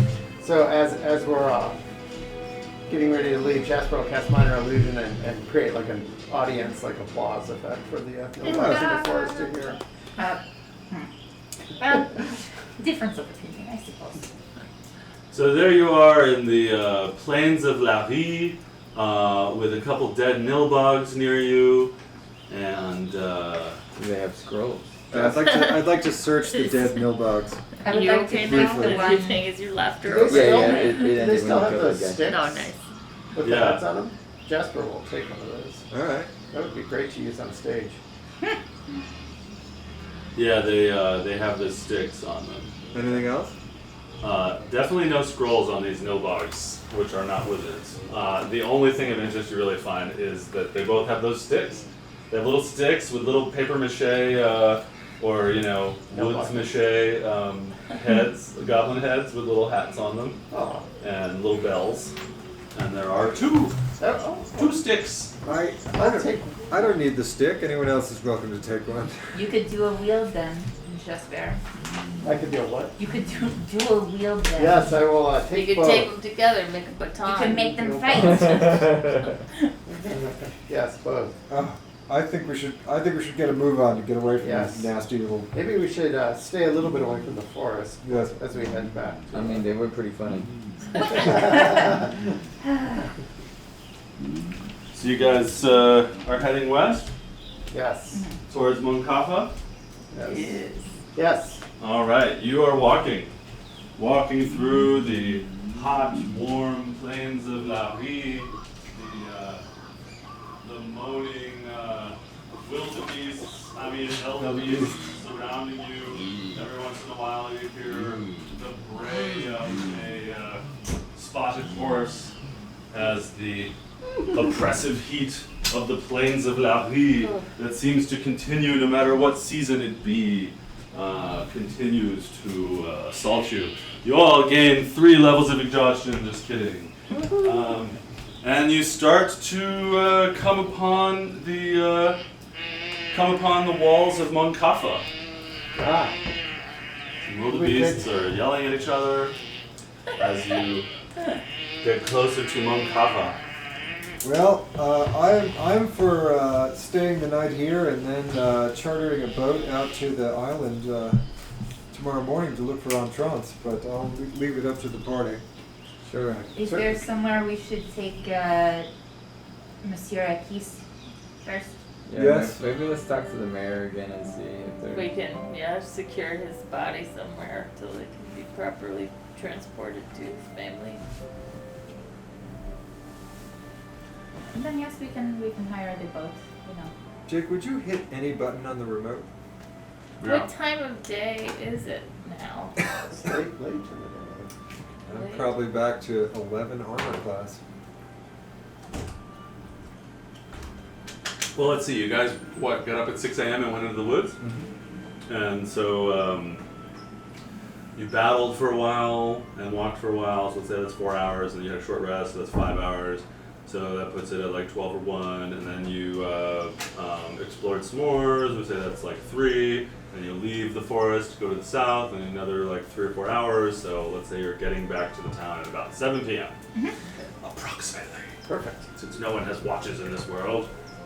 Where did we stay last time? At that inn, right? Were you Yes. at the kind lady? Oh yeah, we relaxing in. I found her thing. Yeah, I gotta go give it back. Oh yes, that's right. Let's head back to that Yeah. watering hole. Yep. Perfect. Oh, they had delightful ale. Let So us. there's a dragon around here. Something, Now we've heard you know, two different The incidents. colors of the gray, turquoise, and lavender don't match the description of any dragon that I've heard of.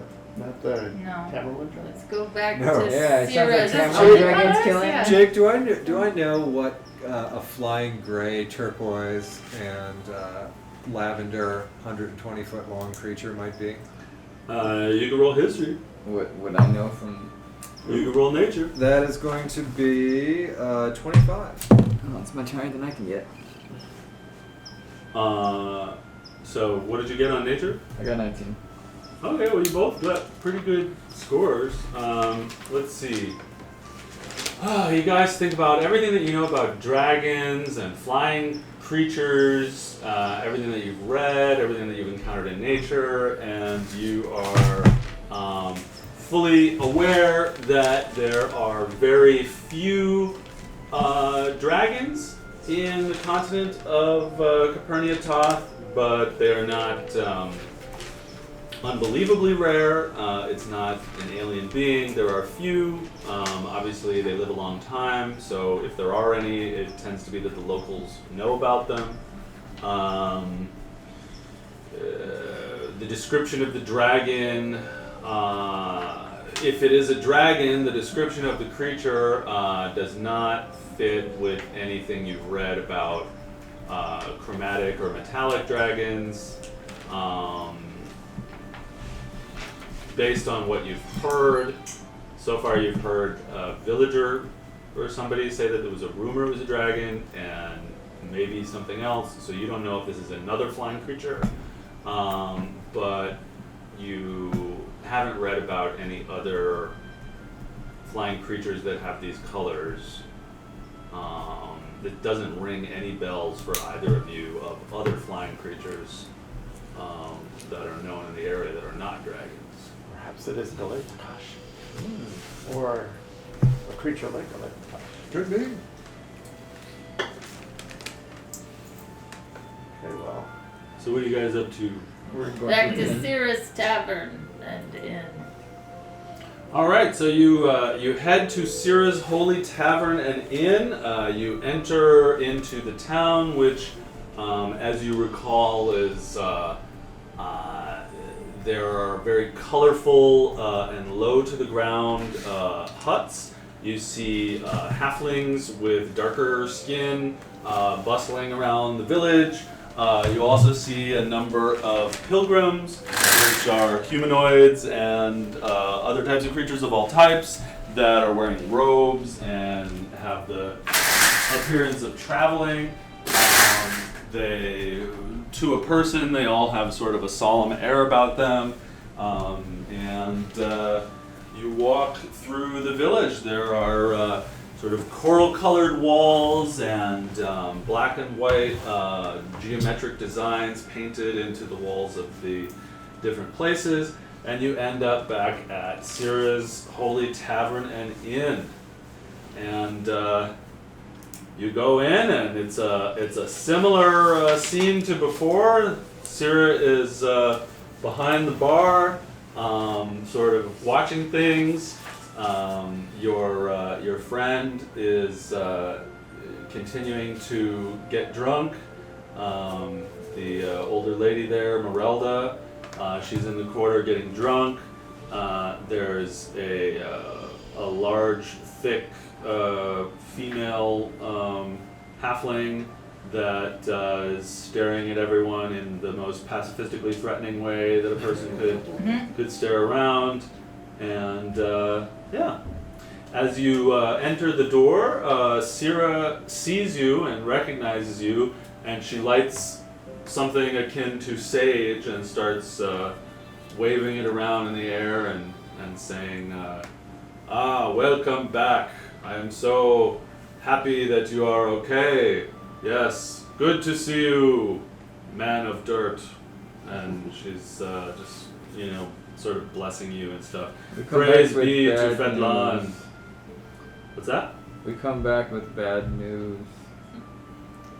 Oh. And he points to the Guy in cocoon, the the cocoon body. Oh no, is that your friend there? Yes. Oh. It's very sad. I'm sorry to hear that. What would you like to do with your friend who has passed away?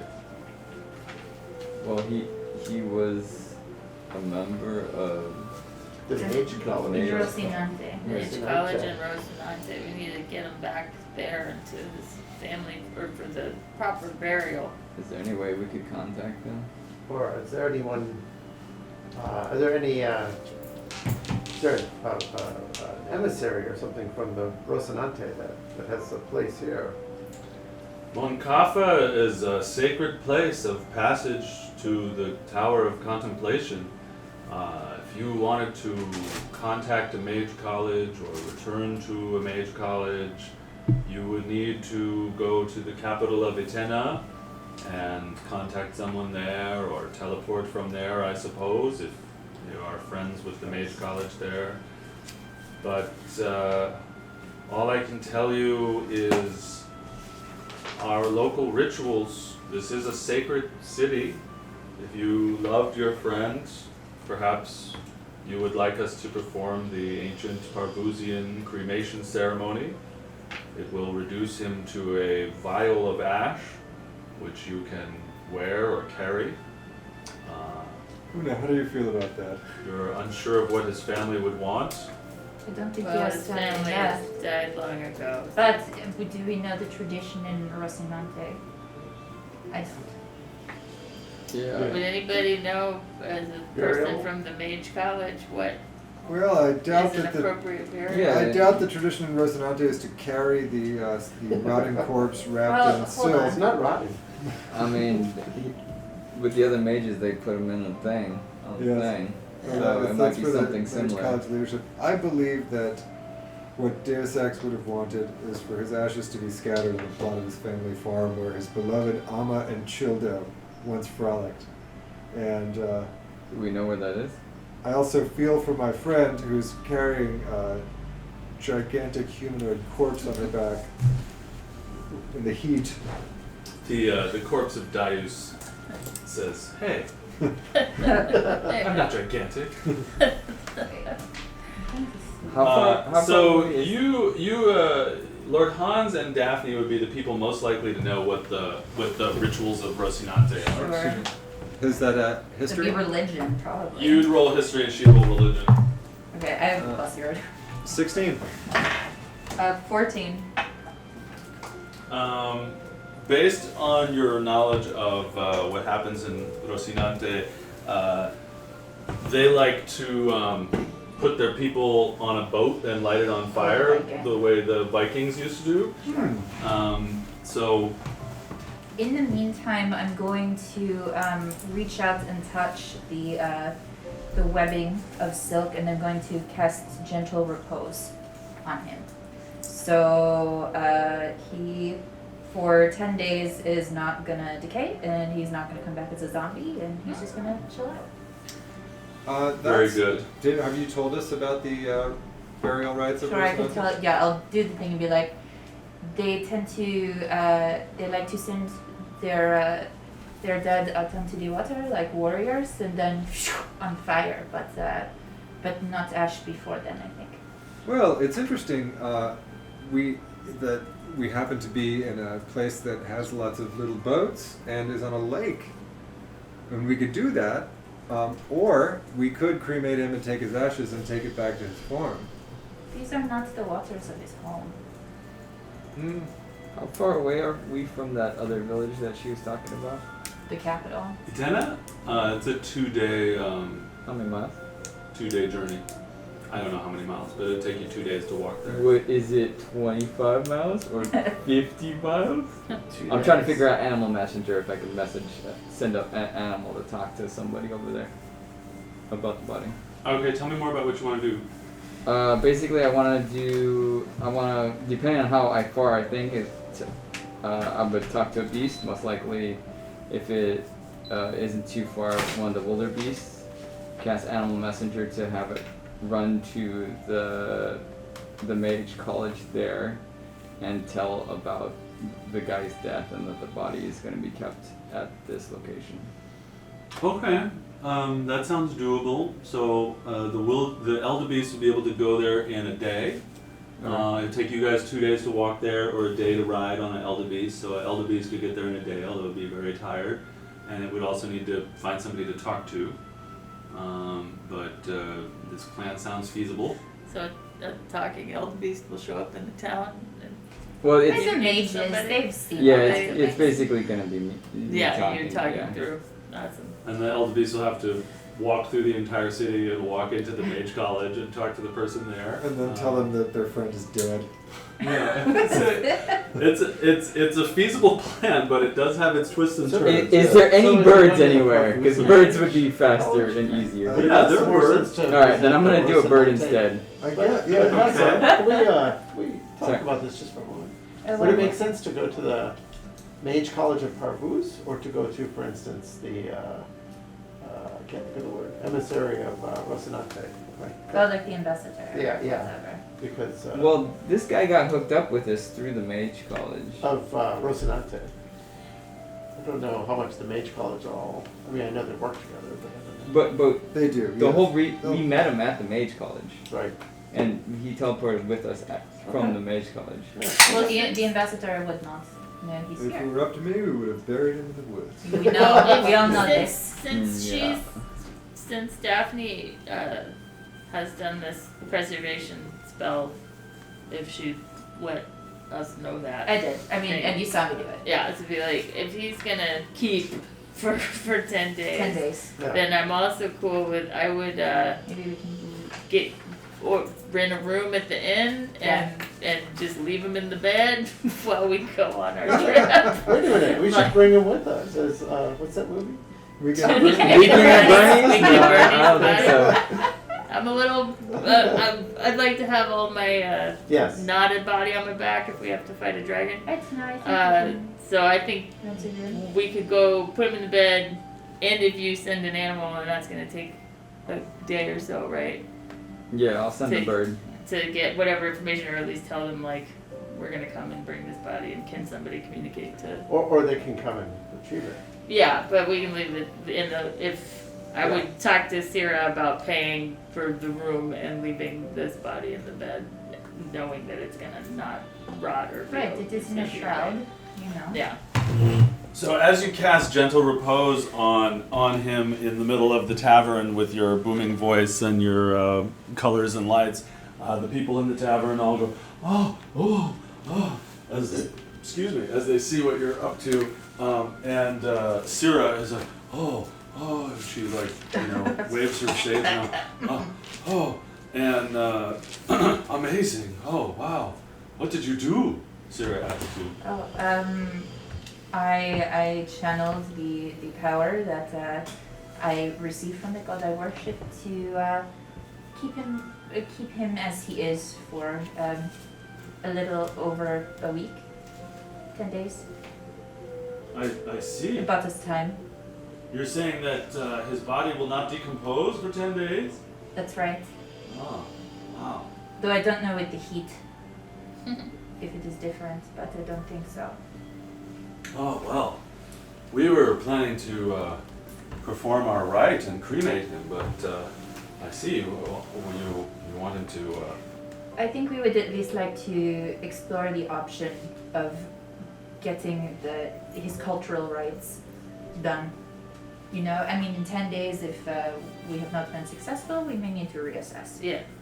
Well, that makes sense. We respect the cultural rights of various countries. How can I help you with this? Can we get a room? Yeah, we're gonna go check out the temple. Of course, I believe I've told you can stay here for free. Well, we're gonna leave this body here. Yeah, I just but- wanna. Well, Yeah. I have one more thought, which is if you're sending a friend to tell the folks in Parvus about this, I wonder if we could hire someone to transport the Deus's body to Parvus in the meantime, so they will know it's on its way. What if it is set upon the bandits? We have encountered those Desecrated. in Okay. yes. Robbed. Yeah, Okay. there I'd are prefer not to bandits do this. around. Okay. You did you say you want to put your friend's body in one of our rooms? Yes. Yeah. He'll be okay. And you know, he's wrapped up pretty tight. And we would pay well for the service. We know it's unusual. Oh, no. She seems insulted by this Oh. offer of No, pay. no. No, I would never think of such a thing. I just worry about the smell and the room's future use. And Yeah, there should be no smell. with Yeah, this. you'll be it for 10 days. You should be alright. Actually, do you have a cellar where you keep things cool down below? Dead bodies and such. Well, I mean like beer and. Oh gosh. we have a root cellar where we keep our food. I don't think that That would be might a not be sanitary. good Yeah, place to put this. The room would probably be better than. Yeah. I could put it on your ceiling if that makes you happier. But it will be hot. I suppose the ceiling would be better than the bed if people will be sleeping in the bed in the future.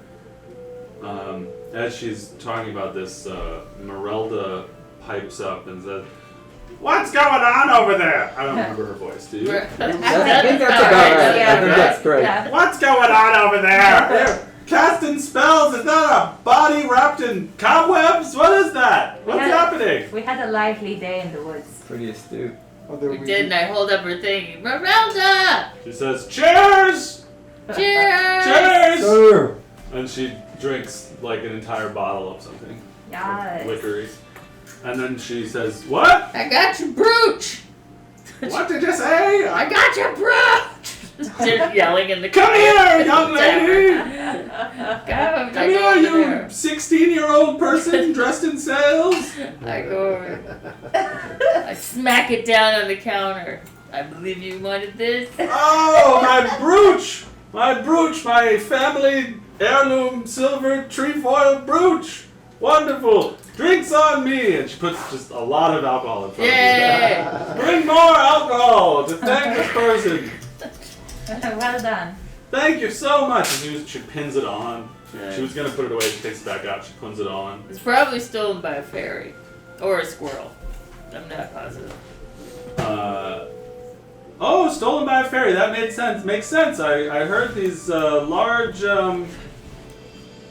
horsefly-like things buzzing by when I was walking near the forest. Yep. And all of a sudden my brooch was gone. Yep. I don't remember her voice. What is her voice? Shiny. Cricket. I like it. It's Yeah. good. As you guys are talking, a little bit of tavern music starts up, and there's somebody sort of playing a little something, but it's still pretty quiet because it's a very respectful and quiet tavern. So she thanks you, and she wants to have a raucous drink with you. I'd love a raucous drink, but I might need to. Should I just go put it on the roof? Should I help? Yeah. So Syrah is like, well, if you Do you have an want attic? us to, if you want to rent one of our rooms and put your friend's body on the ceiling for the next 10 days, you can. But please come back. If he starts to smell, we will need to cremate him and put him in a vial the way we do here in our country.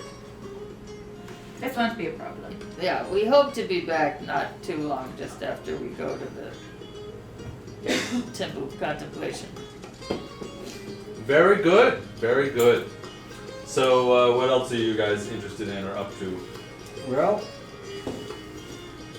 It being probably 8:30 p.m. now. yeah, Hans is getting a little tired.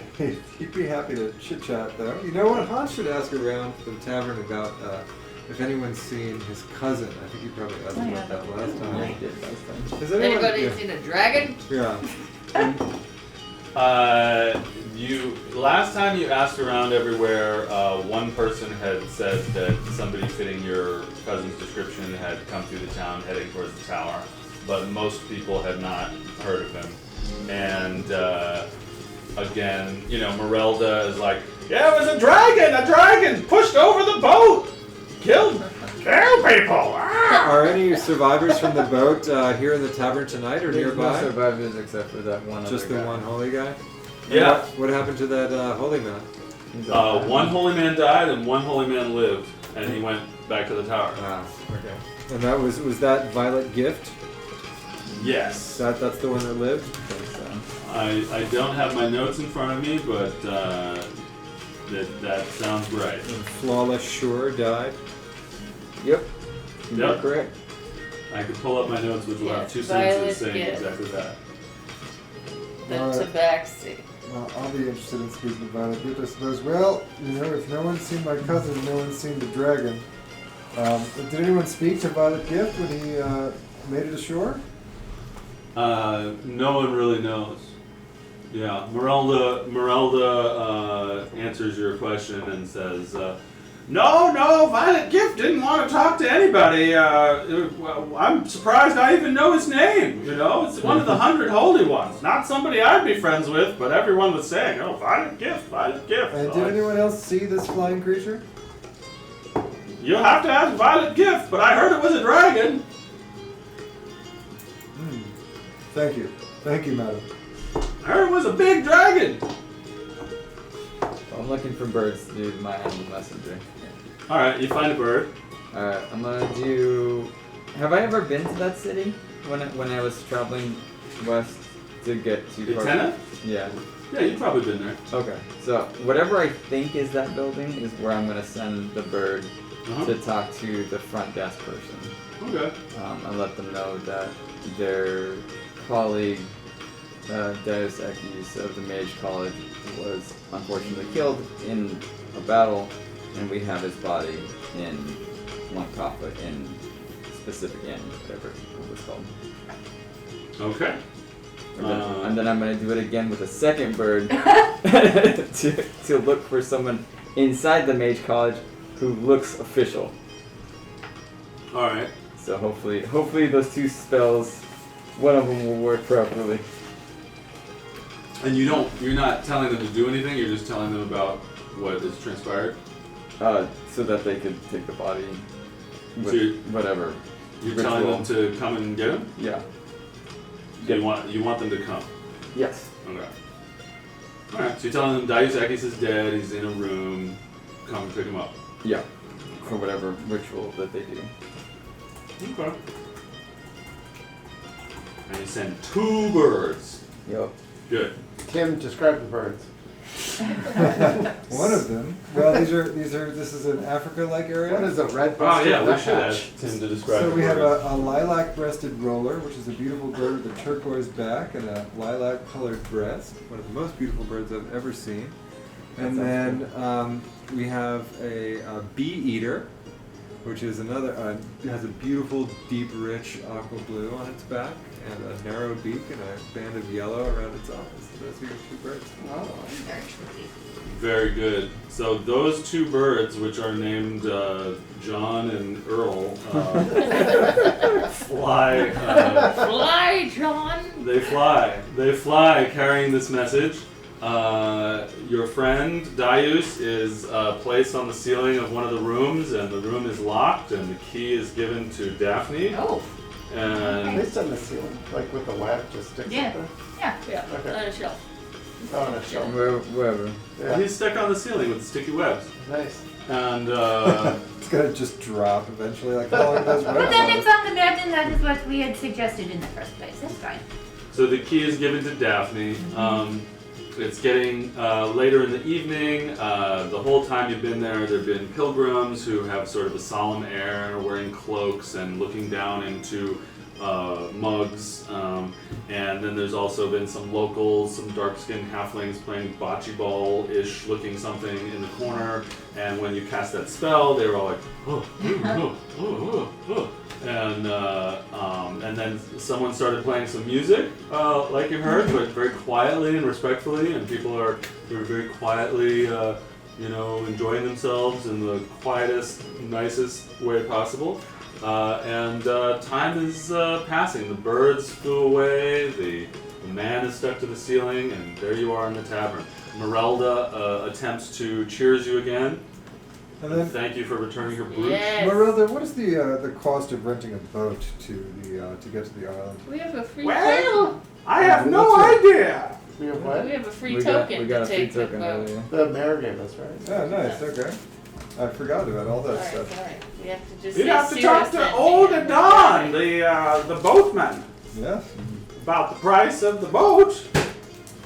Well, Well, I'm sleepy. Yawn. Hans. yeah. Hans, shall I teach you a game? Yes. It is called Three Dragon Ante. Okay. And she's gonna pull out a set of 3 brass cups that are shaped like dragons and like a little red stone. Okay. And she'll do like the, okay, fine, whatever. I don't know how to do it, but she does. Find the card. Is it Find a the gambling card. game? Yeah. She does a 3-card Monty thing too. Yeah. All right. Apparently I was looking at my inventory and I am proficient in 3 Dragon Ante. Well, so are we wagering 1 gold piece? Oh, whatever. She just wants to fleece you and not gonna keep anything. Just thinks it's funny. Well, I'm proficient in playing cards. We could play a card game. Oh no. Don't you want to try something new? Please show me your game. Just be like, yes, so this is, follow the ball. Do I know what she's up It's to? like dexterity versus. Sure, roll insight. Number 1. You have no idea what she's doing. In fact, you find it a little enthralling. Wow, this game is incredible, Yes, Daphne. where did the stone go? Why have you never showed me this before? I'm going to pick that one.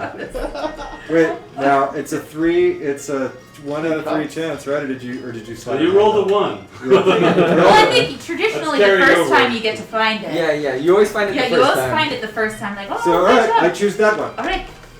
Ah! I knew You're so it! good at I this knew game. it! Everybody, did everybody see Yes, it? you are Wow. very smart, we So noticed. good at It gets a game. little harder. Do you want to? I'll go a little faster. Oh, please, it'll be nothing. I'll easily best you. Alright. If you insist on being humiliated again, feel free. Oh, I need to see the master at work. So you're All right. saying you should wager on this one? 1 gold piece. 1 Okay. shiny gold piece, my friend. I look forward to doubling my money. Alright, Daphne, what stat do you want to roll on this? Oh, Dexterity? could be. Deception or dexterity? Yeah, let's do Deception. deception, and I think I get proficiency bonus too. Maybe +5. Okay, go ahead and roll a number, and Lord Hans, why don't you roll perception? Oh, I'm gonna use my inspiration. This is Doing what it. she uses her inspiration Yep. on. Yes. Beat him. Oh, still not great. That's 16. awesome. Perception? Yeah. 21. Yep. Oh, you got me this time, alright. Okay, and you notice that she tried to put the ball in her hand when she moved the thing And as did it? well. Ah, I see. Yes, drinking too much. And is she still holding it in her hand? Go ahead. No, I think she's a professional enough to know. Maybe you caught the sleight of hand, but where did? I don't know. Maybe better next time. Better luck. Well, But I don't need to keep your gold. You are broke. I haven't picked a cup yet. Oh, you have. Okay. I will. Well, you probably would not have thought that, but yeah, sure. Did she appear to put the thing back under one of the cups? Like I said, I don't really know how they do it. You beat her once, so I'm leaving it to you to roleplay that. You noticed her palming it, so But I didn't see what she did when she palmed it. no. I'm gonna just pick a cup at random. That one. This one. Yes. And Is it still voila. the second go? Yeah. Still the second go? Then you find it. Yeah, you got it right. That's really Oh. good at this game. Oh, interesting. Well, thank you. Yes, 1 gold piece. So you give him 1 gold piece? Yep, you add it to the tab. All I've given you already. Around. Do I owe you money still? Like 200 gold. Okay. Do you want to try to double or nothing him, or are you done messing with him? I mean, How about a platinum piece? This could be Let's make fun. this interesting. I don't have a platinum piece. Yeah, we're talking about Jasper. Oh, not Jasper. Yeah, We're not. you You want- don't hit? Oh, let's you go used double this. or nothing. All right. It's fun. Would you like to switch to a card game, perhaps? Roll insight and then roll deception, and tell me what you get for both. The insight is going to be. Am I rolling insight or deception? I want Lord Hans to roll both. Okay. He's getting a. My reading. I need these fucking reading glasses, an elderly man. 6 for insight, and 14 for deception. I have a 24 for insight and a dirty 20 for deception. No. Okay, Lord Hans, you think that this cup game is really, really fun, and you want to play one more time to take one more piece of gold from her. You know what? Then you can play cards. 2 more pieces. Yeah. Plus. Double or nothing. All right. Well, you know what? Actually, this cup game is such a blast. I I know, right? enthralling. Is It's, this something? This is a it's Bourgogne tradition. Yes, it is very popular. I'm in feeling Bourgogne. very worldly playing this Yes, Bourgogne so game. Please, cosmopolitan. please, Yes. once more Oh, for the yes. cup. Do Right? you three Right. have any interactions with what they're doing, or are you doing other things? I message to Daphne and I say, you're really having fun with this, aren't you? Yes. You'd be like, yes. All right, Hans, find the fire. Which dragon is going to bring the fire? Oh, I'm going to say that one. This Find one. the- Yes, that one. Okay. Okay, roll Definitely. perception, Lord Hans.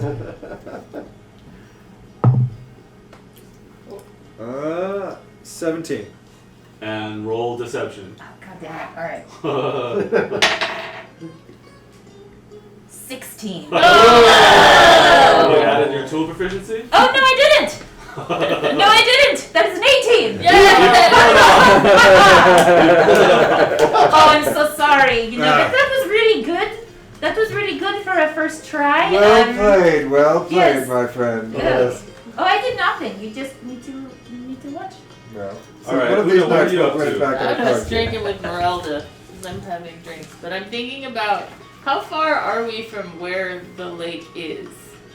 It's, on the other side of town. Oh, Why? I was just having an urge to go look at the water and see if there's any activity in the night. Sure, you can do that. It takes half an hour to get to the docks and half an hour to get back. As you're sitting with Merelda drinking, she said, "You remind me of a friend of mine from when I was younger. Her name was Violet, and she loved to collect food. Wow. Not eat food, but collect food. She collected so much food, she would go to different lands and get nuts and berries and pieces of food from different places, and she'd bring them back and put them on a shelf. What a strange lady she was. You remind me of her. Ah! You're the greatest, Merelda.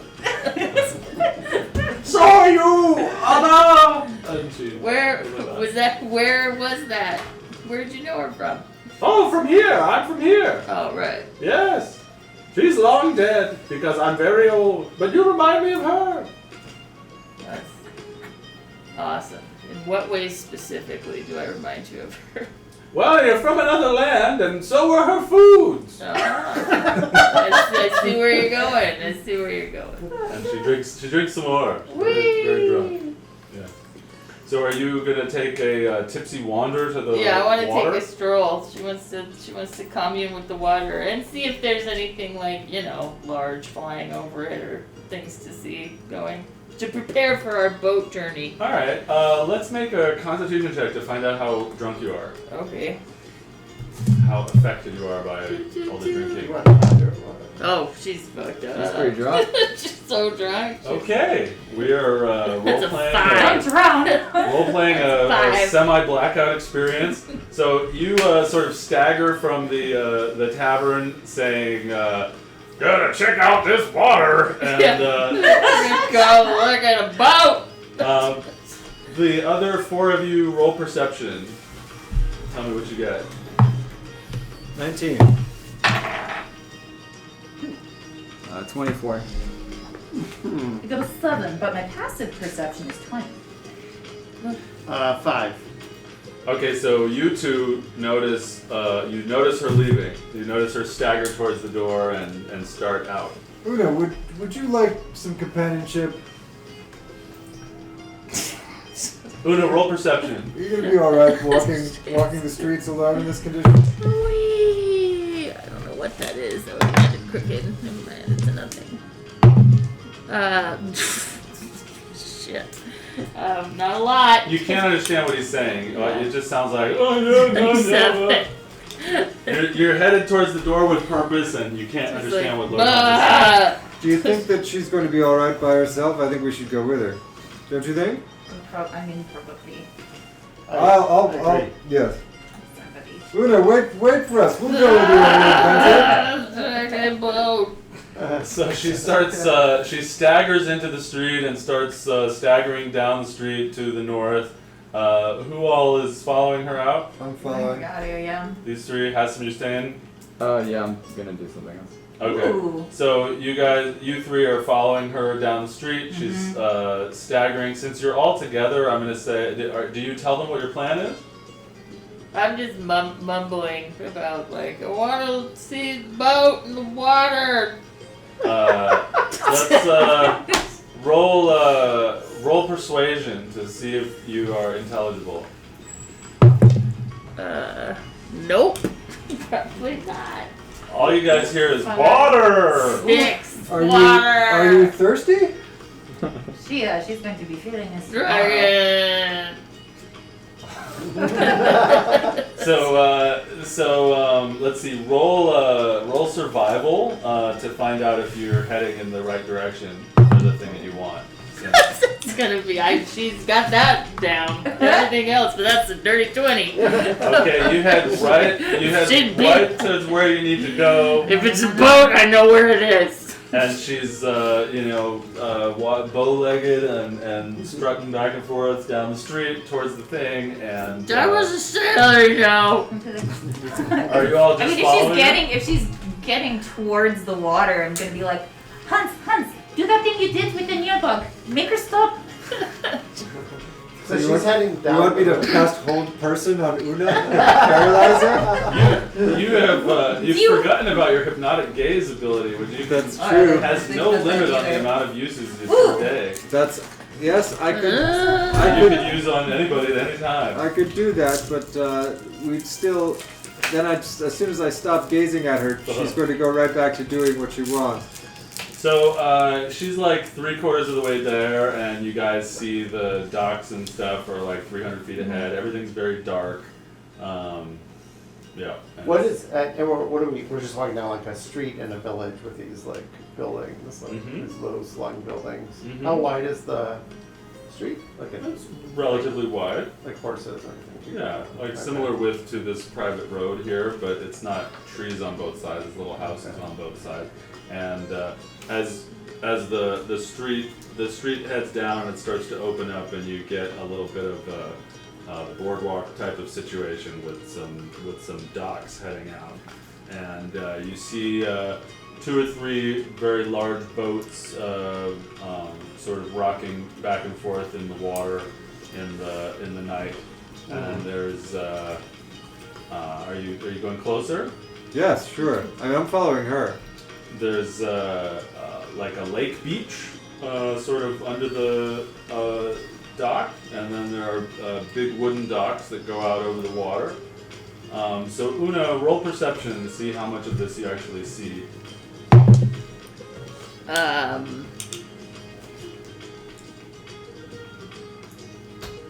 Where you go? 12. Okay, it's pretty blurry.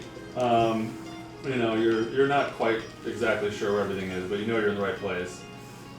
What are you guys up to? I'm just, if she goes in the water, I'm growing gills and going after her. Daphne is not built for speed, and nor did she prep commands, so she's just on her stubby little legs going as fast as she can. Like, alright. So Jasper's gonna catch up with Una and say, Una, my friend. What are you doing? Let's go have another beer. Gotta check out the boat. Oh yes, we should do that tomorrow. I think it's No. nighttime. What do you wanna see the boat for? Gotta give it a good listen. Listen to the boat. That's right. Oh, okay. Well, how do you do that? Roll persuasion, Jasper. Una, roll a Constitution save. Ooh. 19. Oh God. Constitution is 5.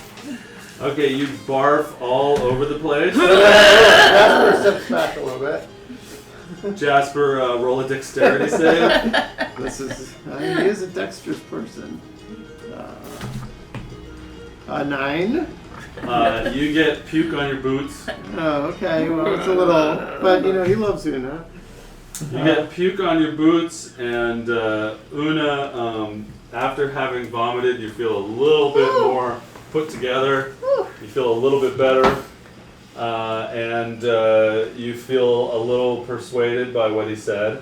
We should check out the boat tomorrow. I think it's dark now. It's late. Let's go have one more beer, and then maybe we turn in for the night. Can I assist Jasper? I wanted to.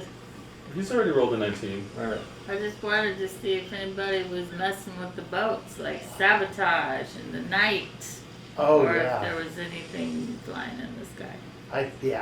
And Jasper looks up and says to him, "Do you see anything? I don't see anything." Oh, the stars are beautiful. Look at the stars. Which one is that one? You're a sailor, right? You know all the stars. Yeah, that one's named Fred. I guess they have different names where I come from.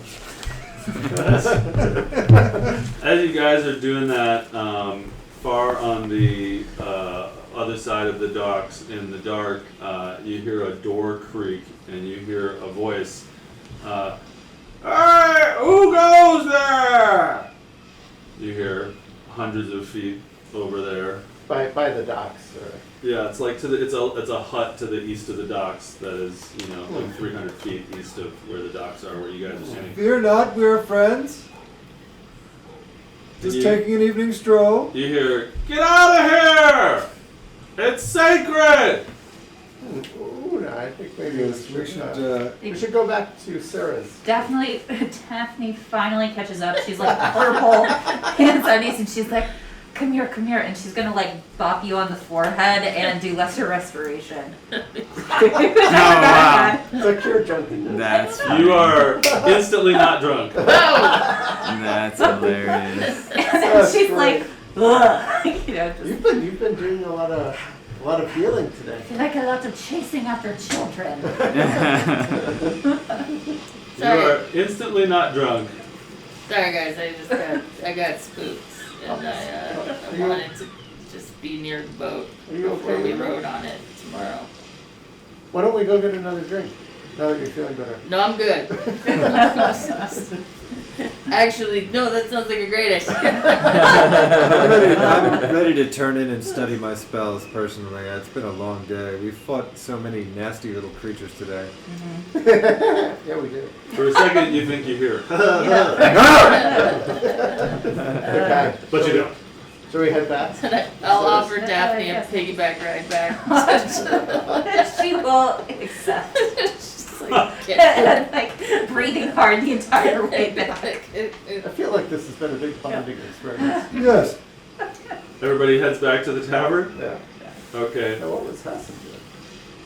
Hassan, what's Cut going to. on So while they're doing that? he's gonna try to scour as much of the town as possible, looking to see if there is like some kind of heart location. He'd probably turn into like a cat or something that can see well at night and that can jump around really fast. Okay, roll investigation.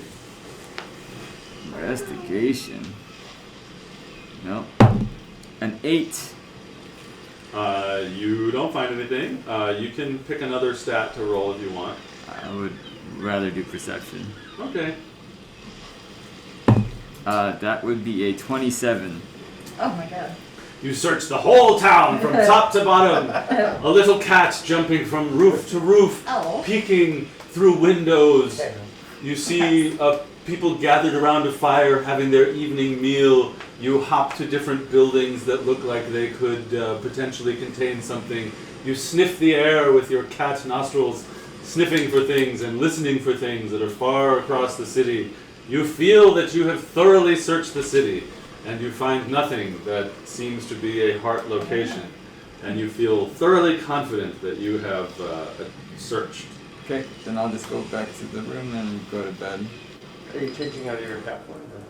And I mean, it only lasts for 2 hours, so he'll probably do that and then just. curl up in the bed. Yeah. So you go to bed, no pre-sleep actions. Oh wait, we're not. He'll wait until we're all back to do watches. Things good. Alright, so he's waiting in the tavern. You guys are coming back. Una kicks open the door with Daphne on her back. And Merelda says, another round for you! So strong! How is she still? She's still awake. All the He's still standing. pilgrims and the other people kind of look at her like, That's amazing. She's 50% alcohol. yeah. And Syrah's not there anymore. And people are, drinking and hanging out. But now it's like 10. I'm going to retire for the evening and prepare my spells. I need to wake up 2 hours before dawn to cast my mage armor. So. You guys see Hassim sitting there. Hey, Hey, welcome back. Awesome. Anything interesting happen? Not really. All right. Well, good night, my friends. I'll see you. Wave. Good night, I'll see you tomorrow. Jasper's gonna get some towels to clean his boots. And What then get happened another to your beer. boots? Oh, well, Una had quite a bit to drink, but now she's all better. It's amazing. Oh. So I can start drinking again. Oh, alright. Jasper grabs a beer and passes one to Una. So who's going to bed? Oh, I'm going with you. I'm gonna pass it. Yeah. I just sit up. Let's go final drink. Alright. So you're going to bed?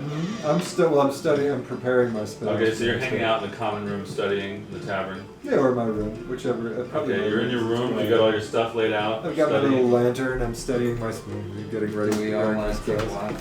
thinking about what you want to Yes, learn if you for need me, level I'm 5. available for a watch. I'll be awake for a little bit, 2 hours before dawn. I'll take the last watch. Why do you get up 2 hours before that? It's to cast. It has to do with my ability to retain spells in my mind and casting I see. mage armor I see. for the day. Yeah, it sounds like it's very intelligent. It sounds like you're gaming the way it all works. I It's love very yes. I learned it from a very wise sage. This technique. I learned it from Simon in the cabin, actually. So what are you guys who are staying up in the tavern doing? We all retired? I'm You going guys ready to to. return? Yeah, I don't need to do anything special, but I can take the first watch. I think she's just going to sit for a little while. Did we do watches? I mean, I'm We fine just- doing we watches. don't have to, I mean- I'll take the last I one. feel like it's a safe place, but that's fine. I was Is like, yeah, it's anywhere like really safe? peaceful, but Okay. I'm gonna sit for a little bit and then I can go Okay. upstairs. Long rest, guys. Long rest. Sleep well. Last chance to announce anything that you do before you go to sleep. I'm gonna cast good berries. Ah, he's casting good berries before he goes to sleep. Six times total. Any other tricky maneuvers before you go to sleep is a thing to do. Jasper's gonna climb the walls of his room for fun, and then he's gonna go to sleep.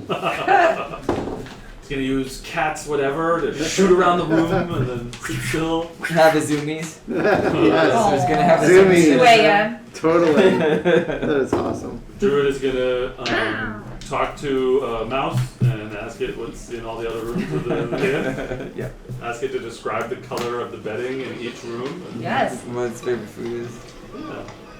Jasper will, in Seriatim, he will message each of I'm the sorry, was that a lawyer word?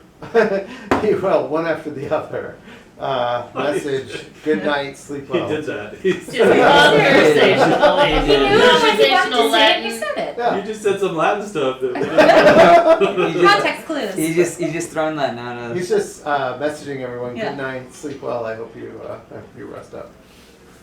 One after the other. Funny. And then also to And then it says, God? to Merelda, he messages also. I think it's time for you to go to sleep. Merelda says, Carpe Noche!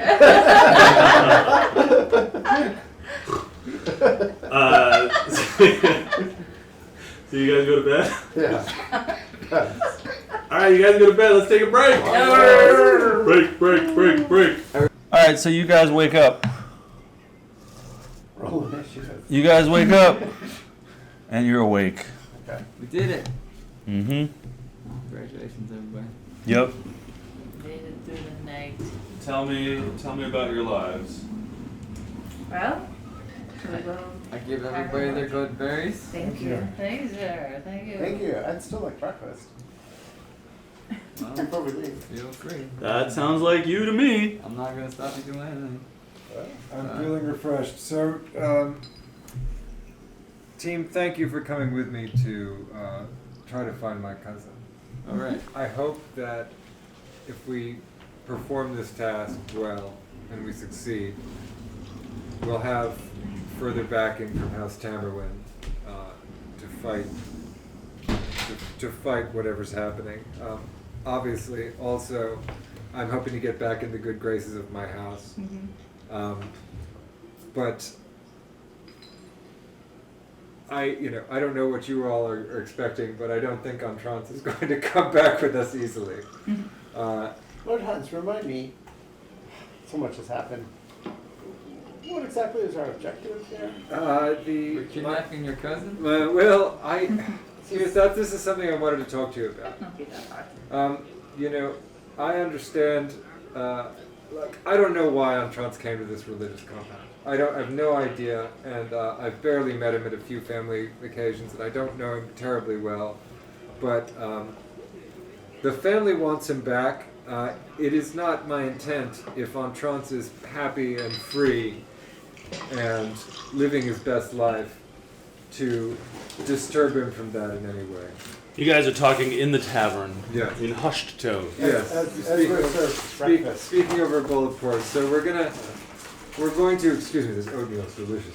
Oh, Outstanding. The fruits in this part of the world, exotic, ripe, and fresh. So I don't know what to expect, but I just do want to say that I appreciate your coming with me on this trip. I know that it's something that might seem to just be of benefit to me personally, but oh no, listen, we're all like family. Thank you. And if he is your family, well, he's part of your family. Yeah. And, we can see what he says. Maybe we'll learn something interesting. Yes, at the least. I'm curious as to what, I ran away from House Tamerlane myself, so I understand what might have driven him, but I'm really interested to hear his story. You think he fell in love? Yeah, you think he tried to seduce his cousin? Well, have you seen my cousin? Here, have some yogurt. It's delicious. Okay. Don't worry, we have your back. And also, there are other mysteries to unravel. I mean, I don't want to delay things too much. We should get back Yes. to Elenia Toth soon. And then we have this existential crisis happening, I think. Are we still trying to meet, Lady Cook. yeah. Why not? We could Let's see. instead of teleporting, we could travel. I think she would be on the way back to Elenia Toth if we went overland. Yeah. Please, towards the bottom left. Yeah. One thing at a time, let's go see a fellow about the boat. Yes. Una, Yeah. when we get to the boat, can you listen to it and see how it is? I always listen to boats. No. Okay. It's beautiful. Breakfast is great. Terrific So coffee. you guys finish your breakfast, and are you ready to start heading towards the boat? I am. Yes. Yes. All right. You start heading towards the boat. You leave the tavern and you walk north on the streets of Moncafa. You recall the path that you took last night. Some of us yet Blurry. now it is brighter and illuminated and easier to follow. Hassan, of course, explored the entire town last night as a cat, so he is very familiar with it. And you walk to the north and you make it to the docks. It is as it was last night, a road of maybe 10-12 feet wide, going in between colorful stucco-ish houses with designs on them, that arrives at the lake and opens up, and the lake goes on for all directions in the right and all as far as the eye can see to the left, and as far as the eye can see ahead, except that the eye cannot see too far ahead because there is a heavy fog hanging over the lake. And you recall someone mentioned that the fog is magical and that it will redirect anyone who tries to cross the lake that's not in one of the magic boats. So there's a heavy gray fog over the lake, The part of the lake that you do see looks both peaceful and moderately dangerous ocean-y. So looks like a video I recently saw of Lake Pontchartrain, the border of that. Yeah. And there are large wooden docks going out over the water, 3 of them, and at each dock is a large wooden boat, maybe 60 feet long. Feels like it would be max out at about 20 people for a comfortable passenger trip, although you could cram a lot of more people on there. They're sort of long, simple boats with a raised rectangular section in the middle that has windows, and you could go inside that little building in the middle of the boat to sit and wait, or you could walk around on the deck of the boat. The boats have no visible means of locomotion.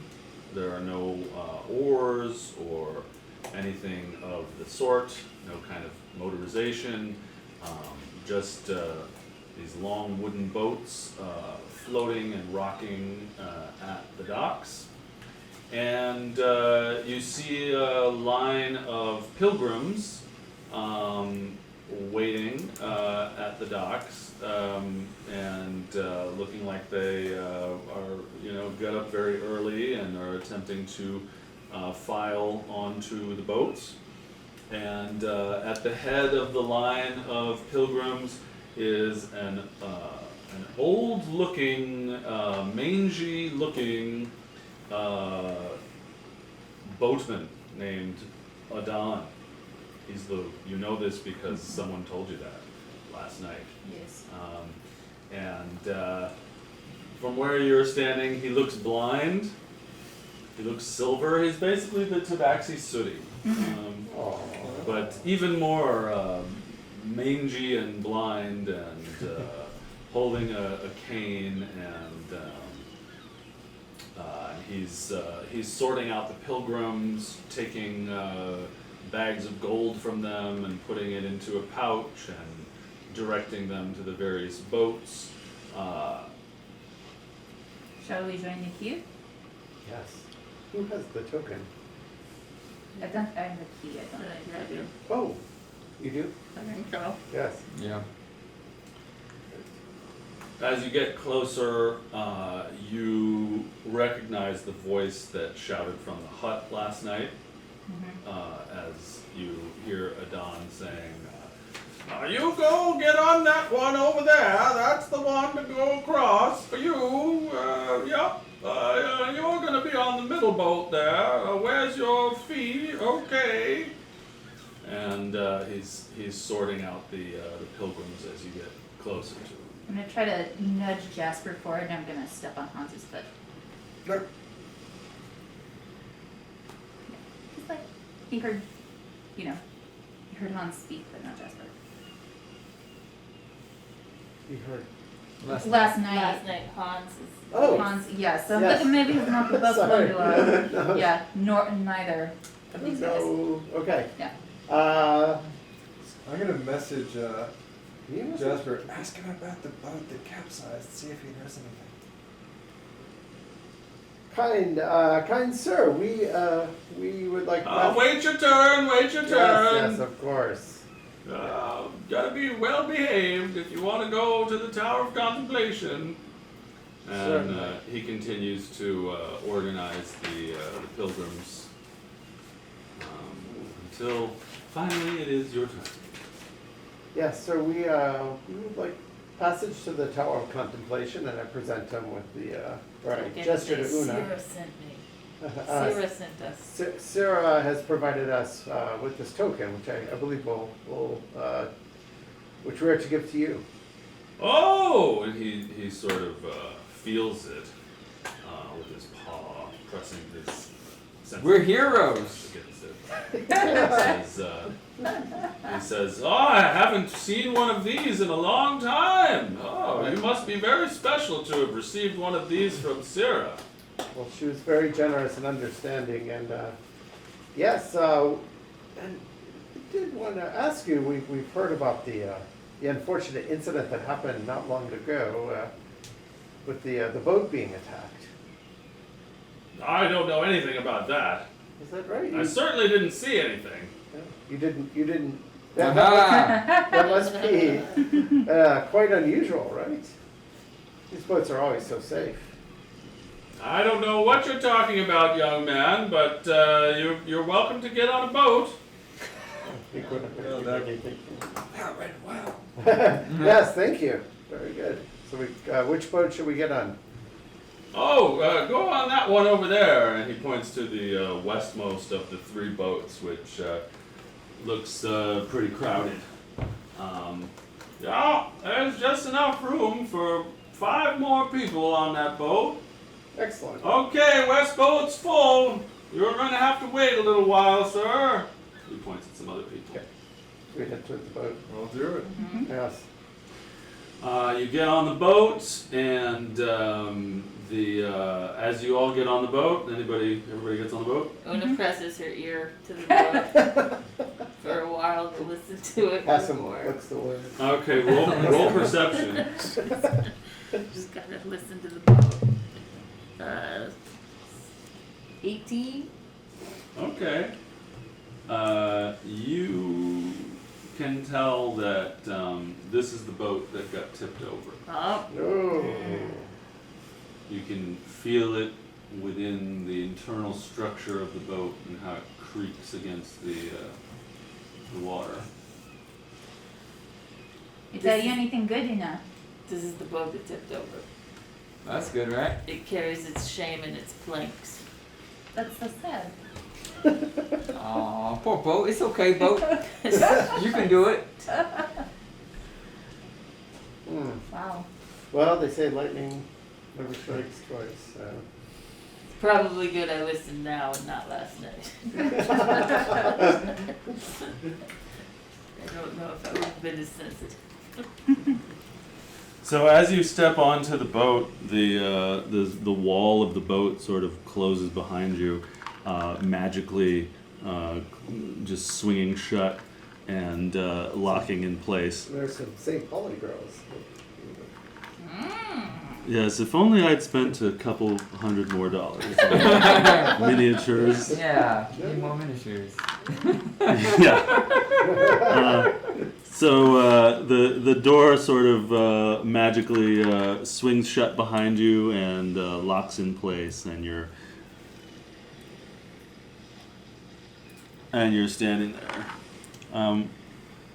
You guys can put yourselves where you like. So this is like the enclosed area. Yeah, that's the enclosed area. Similar to what you see there, it's 10 feet tall and 20 feet long. And what's on top? It's closed off there, like a roof. It's got a roof. Okay. It's square and long. Great. Yeah, where it has one? Oh, Hassan's He's over there. here. Yeah, sorry. And, I guess we're probably all hanging out together. Yeah, I I'd stay imagine. close with my bros here. Great. So it looks like mostly pilgrims are on the boat with cloaks. There's a couple people that have the vibe of workers who might work at the tower or work on the island or something. Is it all tabaxi and halfling? Yeah. You see one human as well.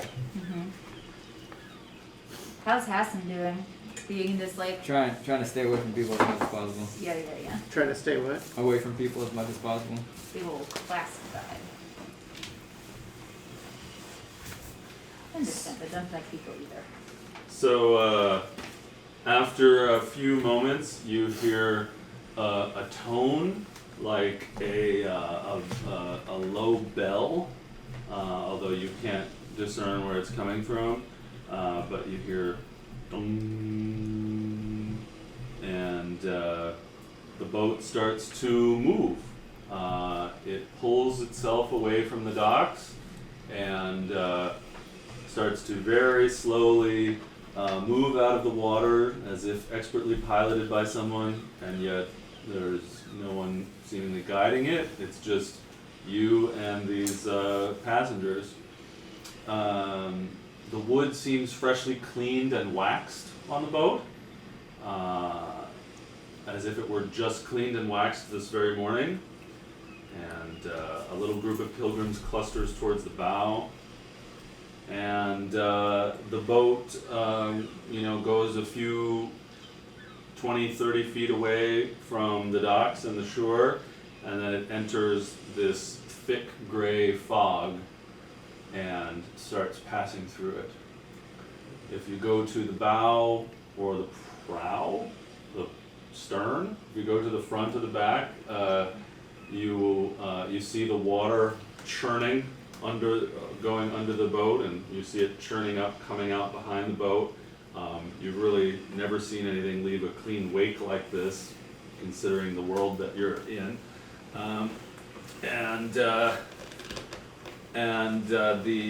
The fog feels gray and clammy and wet, like a London fog on a moor. And it's thick and it's cold, and the boat is slowly pouring through, and the rest of the passengers are pretty silent.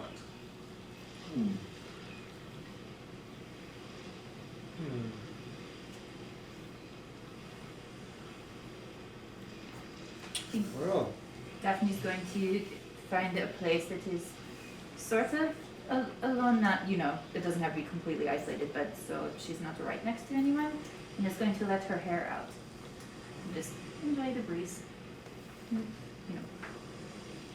Very cool. What else are you guys up to? Hasson's just gonna stare in the water to see any like animals and stuff. You can roll perception. Oh, that's good. 25. You see a fish, but only for a moment. It's a big fish. Nothing too fishy about it. I'm gonna strike up a conversation with the nearest pilgrim. Okay. Hello, sir. Is it sir or madam? It is a sir. Hello, sir.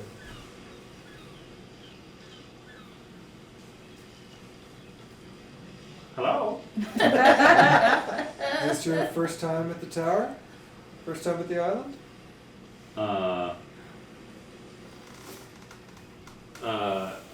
This person, as you turn to them, you realize that this is not actually a halfling. You couldn't tell before because they're wearing a hood, but you actually see that it's a little kobold. Ah. Hello, friend. First time going to the island? Oh, yes. I've got a... Does everybody sound like that? It's a regional dialect. Yeah. Yeah, Shane. Let's just do British, I guess. Oh, yeah. Another Irish person? I don't know. Yeah, sure. Yeah. Top of the morning to you. Oh, my name is Cocky. Good to meet you. Hey, Cocky. My name is Hans. Hans Chumley Tamerwin. Oh, hello. Yes, I'm a pilgrim. I'm going to praise the great Fetlan at the Tower of Contemplation. And this is your first trip? Oh, yes. My name's Cocky. Yes. What can we expect when we reach the island? Well, And he pulls a lute out from inside of his robes, Ah. and he starts twiddling on it. Were you playing at the bar last night? And he sings, when you go to the Isle of Contemplation, going from your home nation, you will see an amazing scene. when you see the Tower of Green, the ducks of green and the Tower of White. When you go to the tower at night. Excellent. Guys. Wonderful, wonderful job. And he says, I'm writing this tune about the tower. You want to hear more? I try, and I'll answer your questions with a song. Are the holy ones easy to speak to? He goes, He hits you with the for the pilgrim, the 100 holy ones are quiet as a monk or quiet as a nun. But maybe for you, an adventurer true, they'll talk to me, they won't talk to you. The opposite is what I meant.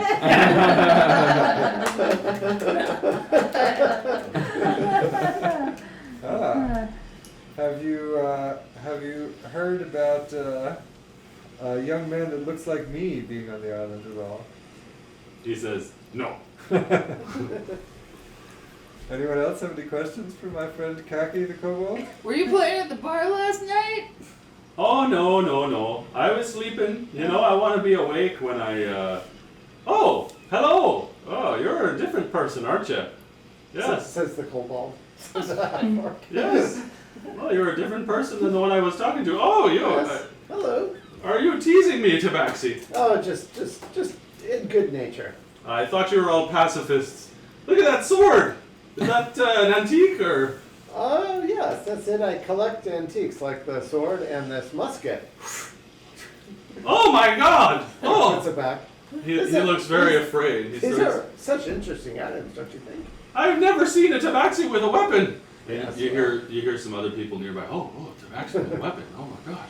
And they turn and come over, and now there's a little group of pilgrims standing near you, Oh. and they're Tabaxi with a weapon. Tabaxi with a weapon. Oh no, I mean no harm at all.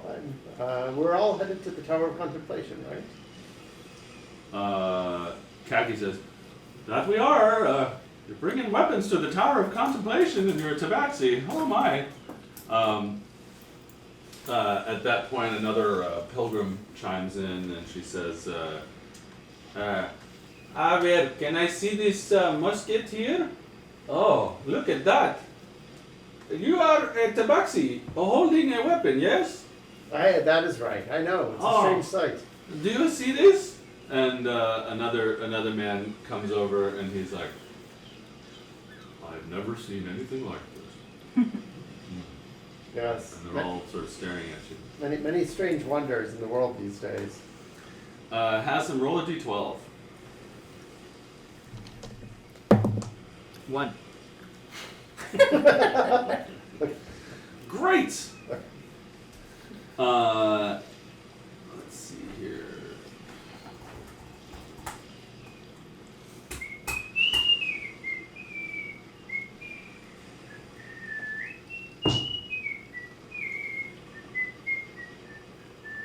Everybody roll initiative and tell me what you get. Oh. Black dragon. 4. 6. Wow. Ooh, 6. I'm looking at fishies. 10. 9. Wow. We're all kind of. Die. I'm busy. Get our asses kicked. And but- here I thought that I had rolled low on this thing. We get new inspiration. You do not. Yes. Thou who used inspiration on a cup game. I did not. No, that was me. That wasn't me. Oh, I know. Many have used inspiration. Many have I used regret nothing. We're playing a game here. I have my jester sticks ready. Just kidding. I hope you are kidding and you're carrying your Now we weapon. call them your Jasper sticks. I was just showing them my weapon. Of course, I have it in my hands. Yes, you're holding your. It falls into the ocean. What ocean? Aloysius's knockback pistol is jealous and it pushes the musket into the ocean, saying, "Why do you never use me?" Sounds like something a DM might. I have so many weapons. That's true, you do have a lot of weapons. You have the most magic items of anybody, I think. Oh, I don't know about that. I do have a cool dog. I think one of the miniatures just committed suicide. by cat. Ah! Yeah. Which cat? Minx? Minx. Yeah. Okay. Minx is a dastardly little one. It like went like this, and then saw it fall. Yep. That's a cat. Some cats just want to watch the Cause world burn. effect. Yep. Just wanted to see it fall. All right. So Oh, this is such a peaceful boat trip. okay. Everybody roll perception and tell me what you're getting. Woo! 12. 21. 22. 11. I'm saving my high rolls for the combat. Yeah, that's smart. Me too. All right, Daphne and Una, you notice something floating in the fog, and it looks like some kind of spirit. It's like a churning. Is this Nightmare Before Christmas?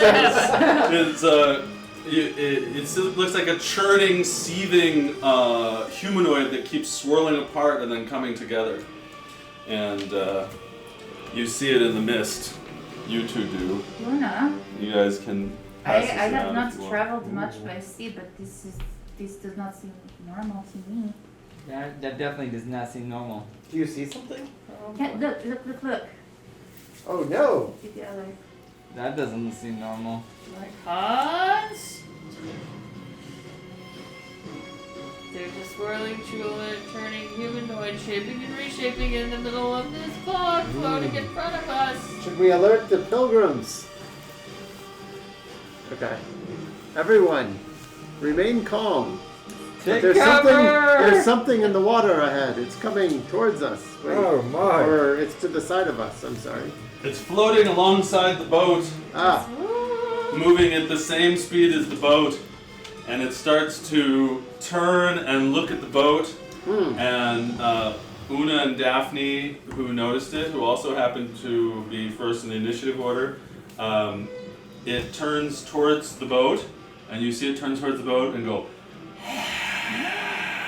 Oh no. and like a light blue fog starts to brew in its mouth, This is and not you good. see it bubbling and brewing.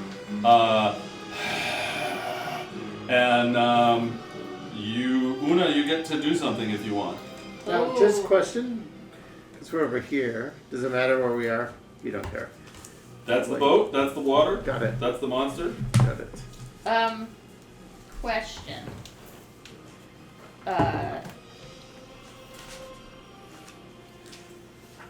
I've lost my thing.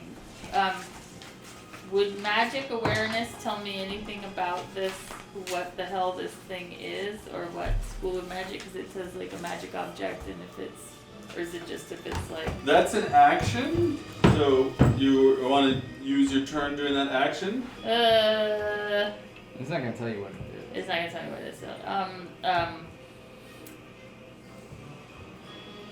I mean, No. it'll tell you what school of magic it is, and it'll tell you if it's magical. Yeah, pretty sure it's magical. I just didn't know knowing what school would help anything. Okay. But it's looking at you. You see an arm extending out of the mist, and you see blue fog brewing in its gullet as it turns to you and goes. Alright, well. Maybe it's friendly. He's just trying to say hi.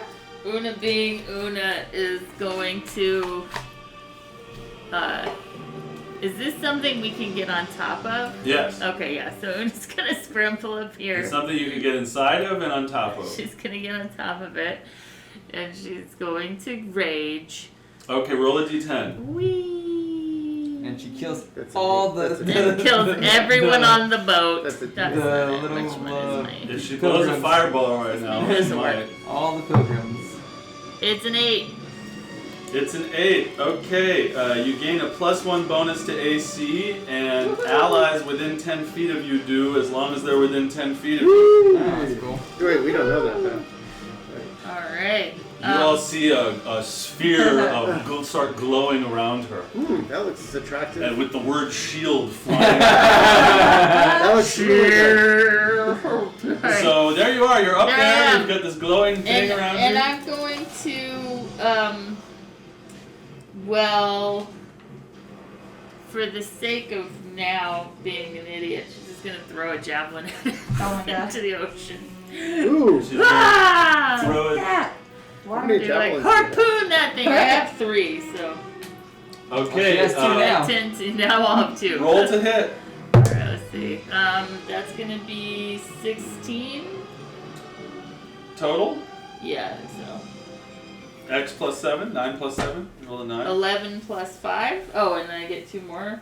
You Oh, get plus 7 to hit with. It's a javelin. It's the javelin. That's Okay, so plus it's 5. 16. Yeah, the javelin flashes past the creature and it just goes.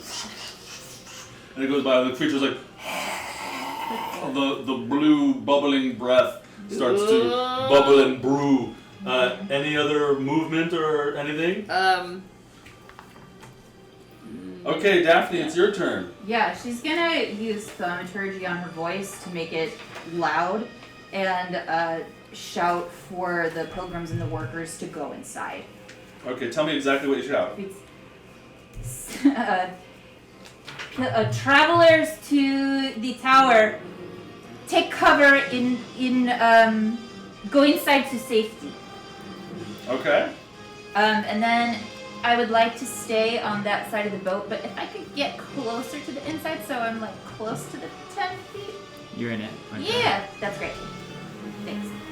And you got cover if it's. So you're hiding behind the thing, and you use thaumaturgy to shout out to everybody. To tell people to go inside. Yeah. Okay. Anything else? A bonus or anything? Nope. Okay. So next up is half of the pilgrims' turns. So they're gonna be like, "Oh my God! What do you mean?" And they look and see the thing. Oh, some of them, So some of them go inside, and this person's like, "Oh wow, what is that?" And this person's like, "Oh," and runs to hide behind here. And this person goes inside the thing as well. And this person's like, "What's happening?" And steps up there. Can't hear stupid. So that's that. That's the starboard half's movement in seriatim. And all right. Oh wait. Okay. So let's find out What this creature does. what this thing is about to do to you guys. So. He says, "Welcome to the Tower of Contemplation. Yeah, right. I have been sent to greet you and escort the Violet boat." gift. Yeah. Oh God. All right.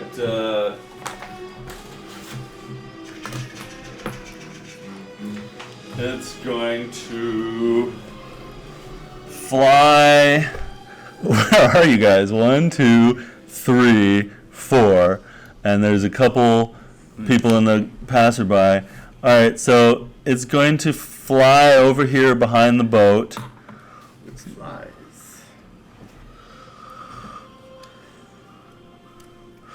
That's 40. It's going to fly behind the boat. And let's see what it can do. You guys are lucky about the fly speed. All right. Has some make a intelligence save. Uh-oh. Oh. No, he's not terrible. 12. Okay.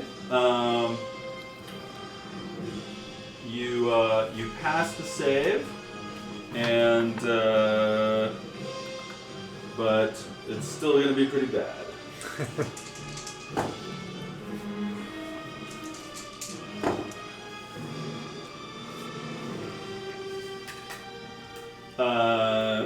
Not that bad. Okay, you take 8 damage. Has some. What kind of damage?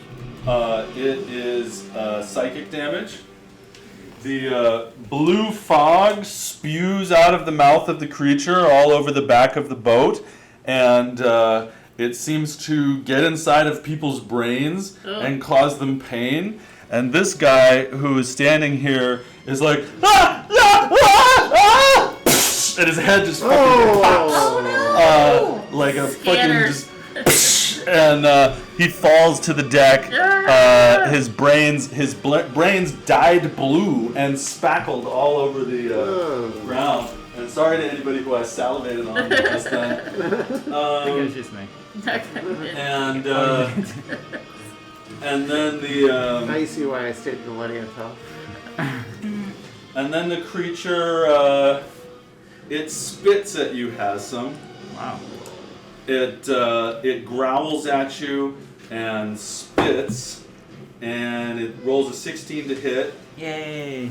I'm 17. So it misses. The light blue spit flies by you and lands on the deck, where it sizzles into the wood, and it goes, and like the arms twist and turn and move inside of each other and stuff. Hassan, you're up.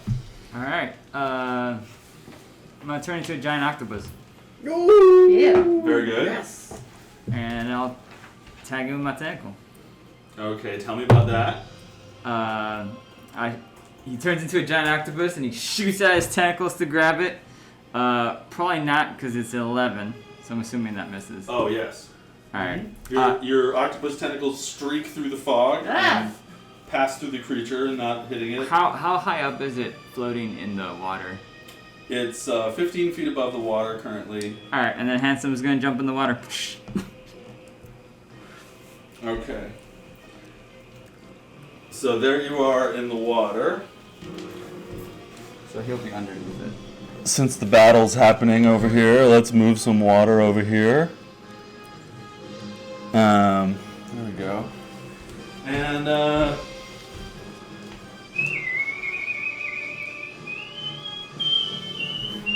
Jasper, you're up. Okay, Jasper's gonna, let's see, 15, 20. If I have a 30-foot range, do I need to move closer because he's higher? Up, I'm 5, 10, 15, 20 feet away. Yeah, I would say use a mental ruler. So, Because he's only 15 feet up. It's not that yeah, much. it's not that. Maybe just a little closer. You know what? Jasper's gonna use some of his movement to get up where Una is. And cast two things. We're gonna use unsettling words. So he's about here, so you're definitely going to reach him. Okay.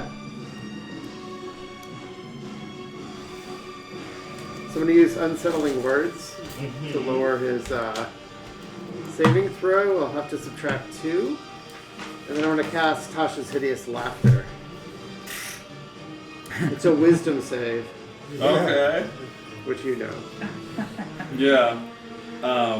It's a charm effect, right?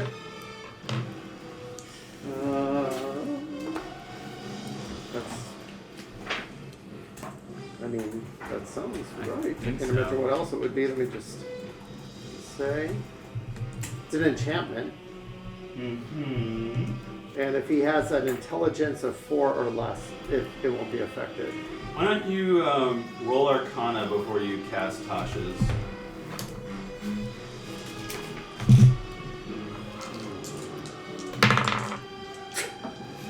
Three. Okay.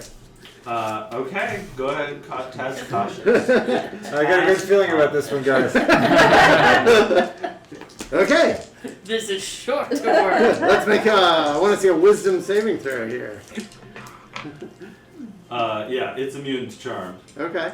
So So that was a waste. Do you have a bonus action? Well, I use or- my bonus action. Yep, to delete its thing with the Yeah. thing. So I still have some movement left, though, I think. Although I'm in a good place by Una. Oh no, but it spews stuff. So Jasper's gonna like go back to the other side of that building and accomplish not much. All right. Good. Yep. Okay. Lord Hans. Lord Hans is going. Don't cast Charm Person.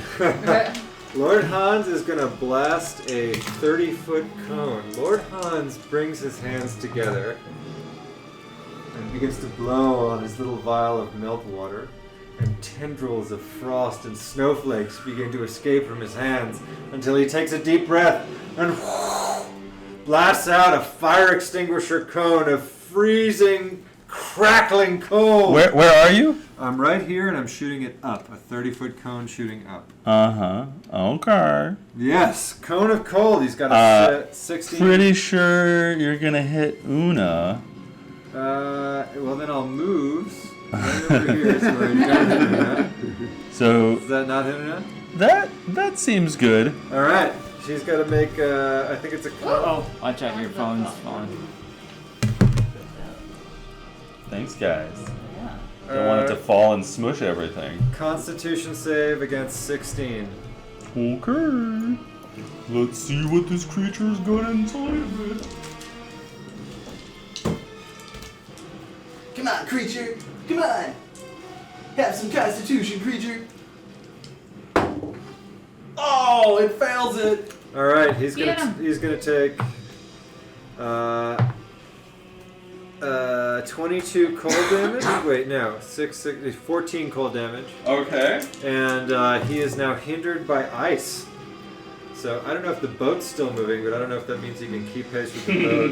Or is it gonna fall onto the Yeah. It would fall into the water because it's not able to, if it were flying with its wings, but it's hovering. Can it be prone? No. Okay, then it's So- not gonna fall. Yeah. So, it would freeze in the air instead of flying along. So it's hindered. All right. So the next turn is pilgrims, and the pilgrims, seeing all this, are like, "Oh my God!" Ah! And they go inside. Most of them go inside. Ah! This one's like, "What's this? What's happening?" He's like, wait, I just saw this guy's head explode. Let's check it out. This one's like, "Ah, help me!" They go inside. This one's like, "Ooh, I'm gonna get up here to see a better look." This one's like, "Oh God!" This one's like, Susan, step away from the edge! Come inside, Susan! So that's the pilgrim's turn.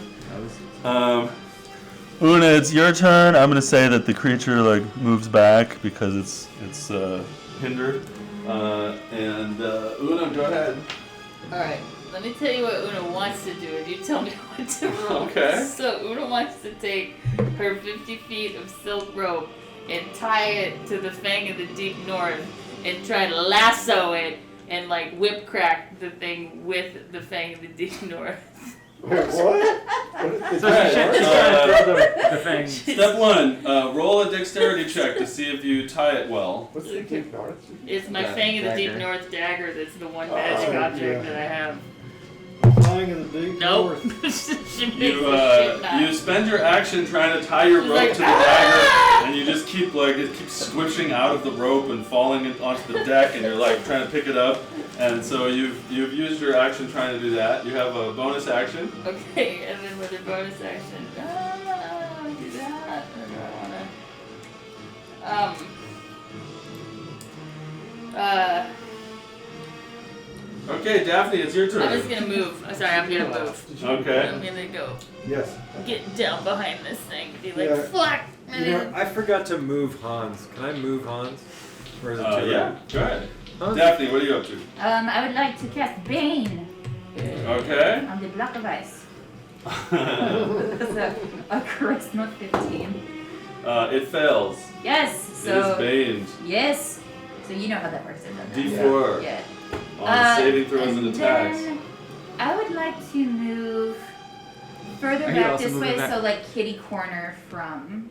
Yeah, because yeah, there's good. We're all trying to get. yeah, Yeah, we're shit you are. make up one. You all are in the badasses. Let's go, guys. Let's get this guy. By himself. You're swimming away. Just kidding. Should I just take off? I can go pretty fast in the water. Are you good? Are you good, Daphne? Yeah. All right. So on its turn, it uses an action to break the ice off of its body, and it's you see just like a floating hunk of ice in the air over the thing, and then you see like lavendery purpley arms just out of it, and like blue breath, and the ice falls into the ocean. Whacking has some octopus in the head, and then it floats over here. At first it floats up, so it's 30 feet in the air, and so let's see if that's 15, 20, 25, 30, so that's 15, and then it goes 20, 25, 30, 35, 40. It goes over here, and let me just check for bonus actions. Those are the sexy ones. Look, I'm a dad now, guys. I'm gonna make dad puns.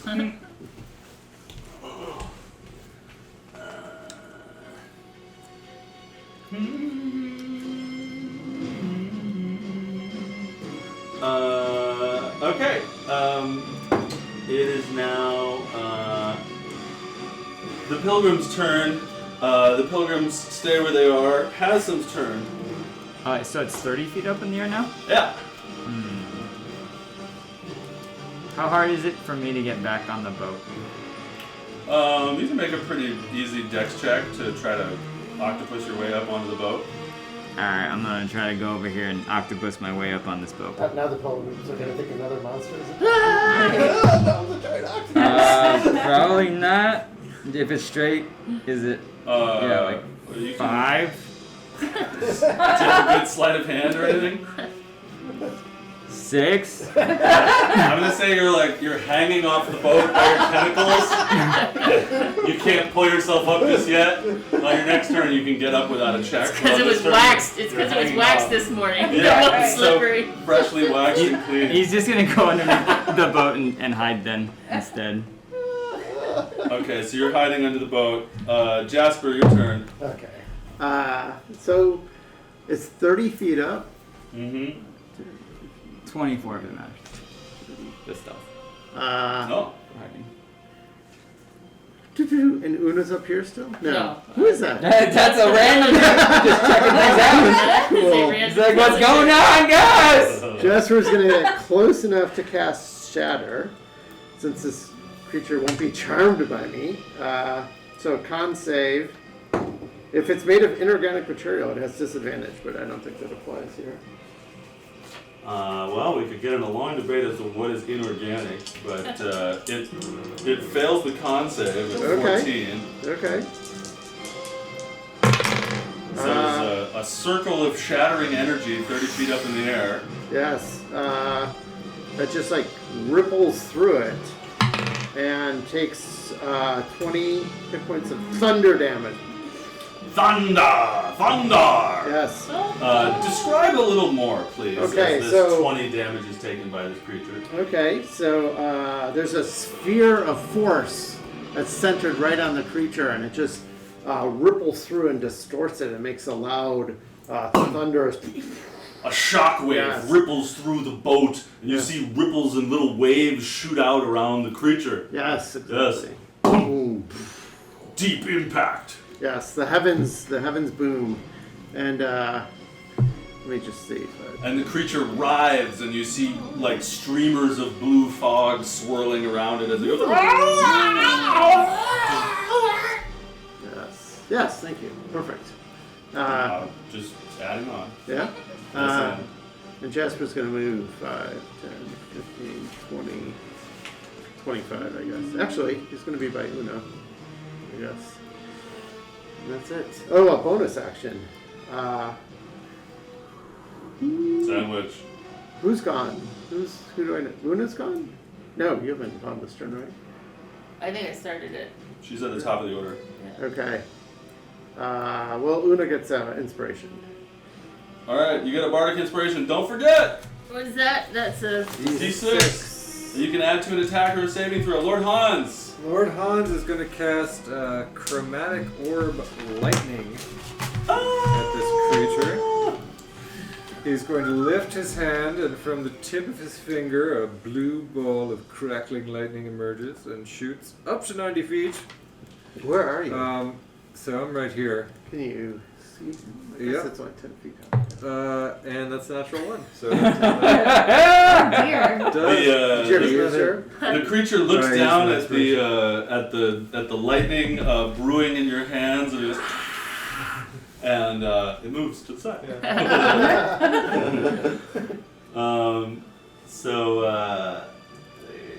Pilgrim's turn. The pilgrims are still like either overly. That one that's like Susan. That pulls that one inside, and both those two go inside. Yeah. Thank goodness. Yes. Yes. We don't want Susan to lick too many stamps.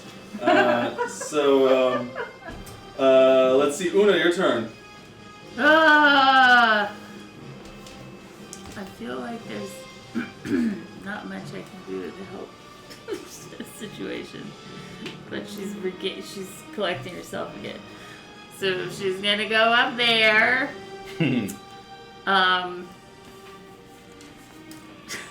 That's a terrible idea. No, you can't. You're not still trying to tie the day. I really want to. You can try again. You also have a snow globe. Oh, right. Oh God. Oh, Well, I don't know the last time you've ever used it. That's true. Yep. That's a terrible idea. You want to roll to find out Let's- if you decide to use the snow globe Let's rather do than making your own it. decision? Oh, okay. All right. Yeah, she's gonna pull out the snow globe and like hold it out at the thing and be like, "Foul beast, go back to hell," or something else is gonna happen. And are you targeting the creature? Oh yeah, like full energy on the creature. Oh, this is a good moment here. Yeah. Oh, boy. See what happens. Let's see. That was is an 11. 11. That's why I have 2 dice trays stuck together here for when I roll it over here because it's a heavy. Oof. It's a heavy one. So I haven't updated one of these over here for that. So I will tell you. All right. 11. Oh, sweet Lord. You are stunned until the start of your next turn, Ow! believing something awesome just happened.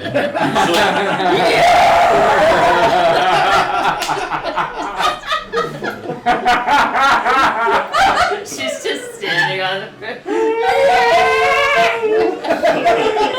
That's all they see. I just see you other.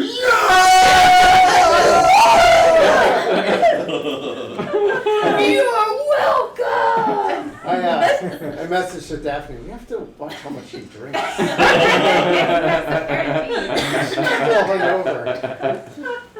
Okay, Daphne, your turn. Yeah, Daphne spends her action perplexed, but is going to use her bonus action to do spiritual weapon. And I would like it to appear right behind, please. Right so behind. It'll be on the same. Yeah, it's On going to the be next to stand? the creature. Yeah, Flying? Yeah. it's a bird. Tag it. Spiritual weapons fly? Yeah, they can move in any direction. Oh man. Oh. And let's see if That's why they're so good, man. yeah, and not concentration, which is bullshit. Not concentration, Awesome. it's an additional attack every round. What is my magic? I think that's like an 18 or a 19 to hit. Well, you hit, girl. Okay. So that's this one.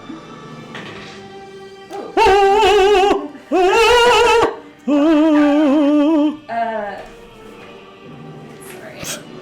Okay. Sorry. 10 force damage. Nice. Yes. Describe a little bit more about this weapon appearing in the air. and Yeah, all this. so from the nothingness comes like this inky black smoke that coalesces behind it into like big predatory wings. So for a second it looks like it's maybe coming from the creature and it looks kind of weird. And then there's like a big caw and it comes and like cuffs it with its talons and goes back into the sky. Yeah, the creature is damaged again by this, and you see blue and lavender streaks creeping off of it. One of its arms seems to sort of dissipate, and it's like. "Ah!" So, the creature's turn.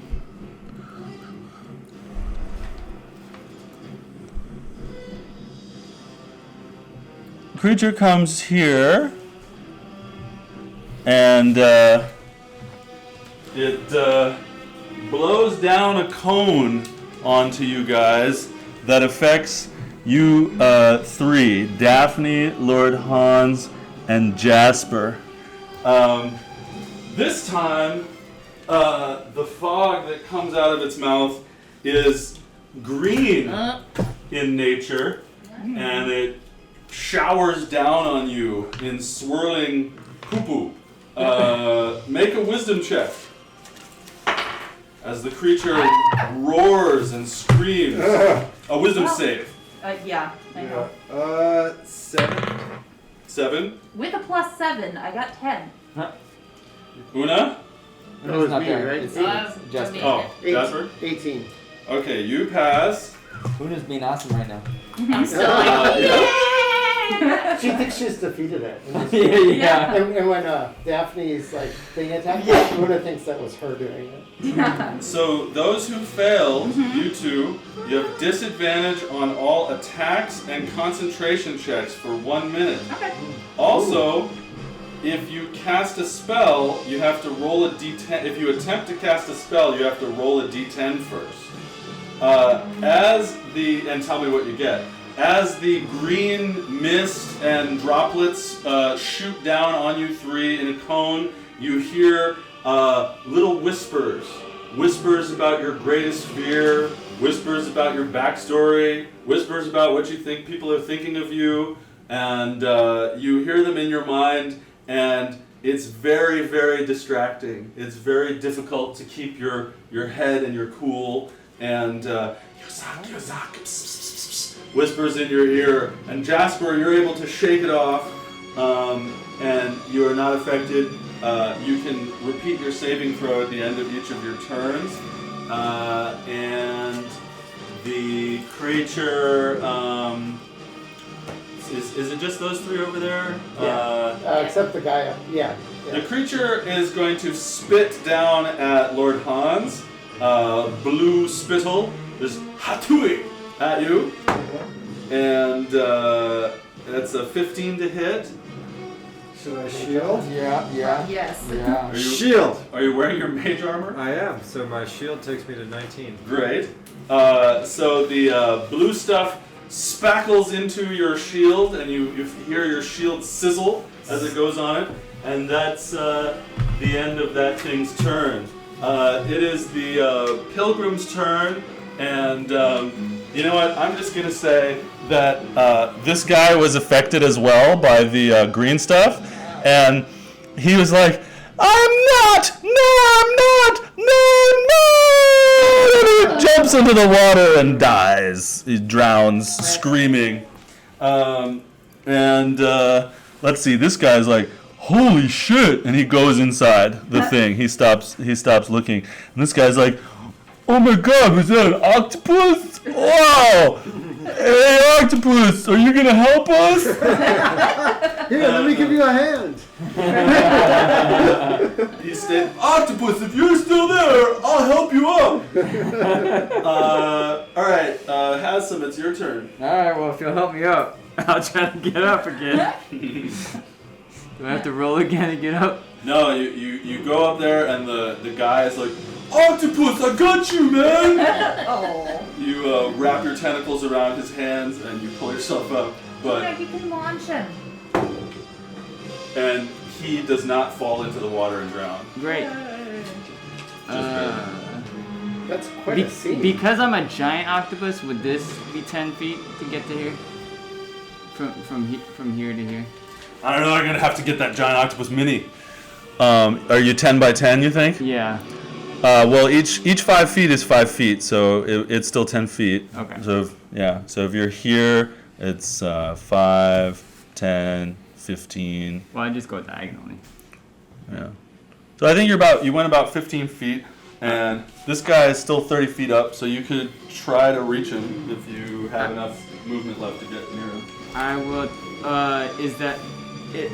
So he would be how many feet above where we are? He's 30 feet up, so that means he's 20. That means he's 20 feet above the thing. Oh man.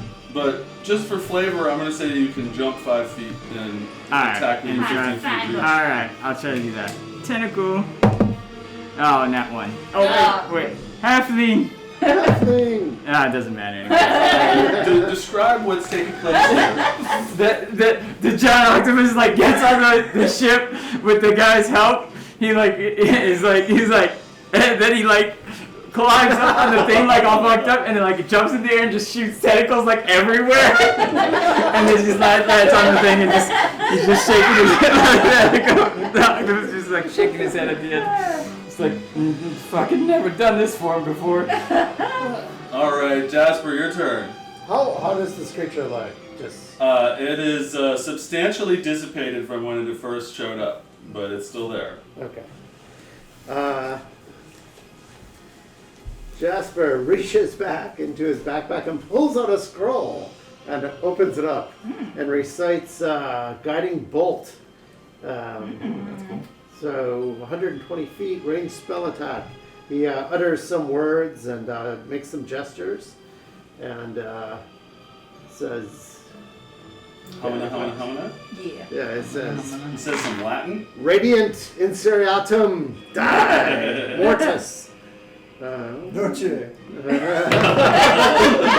He rolls a 19 with his spell attack bonus. Roll 4d6 for damage. Yeah. Very nice. Alright.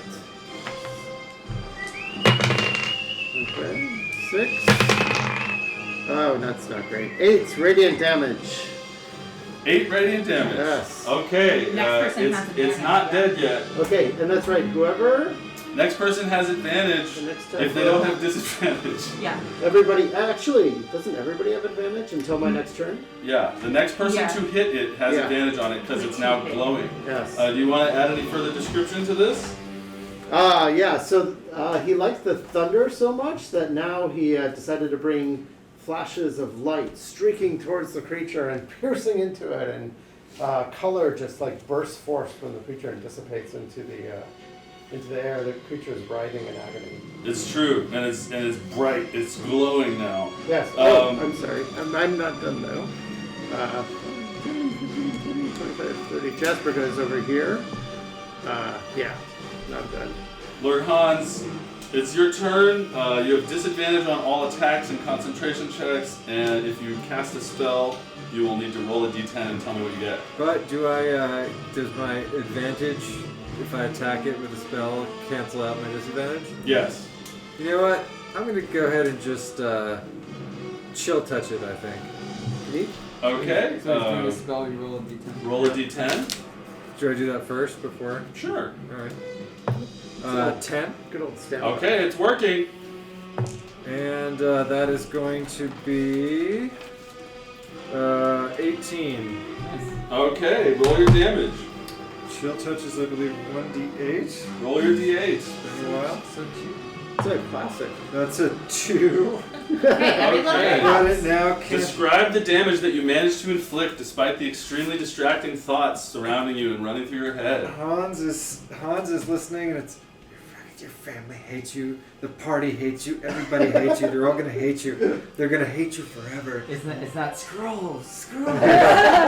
They all think you're just after scrolls. They think you're a greedy little rich kid, and she never loved you to begin with. He's like,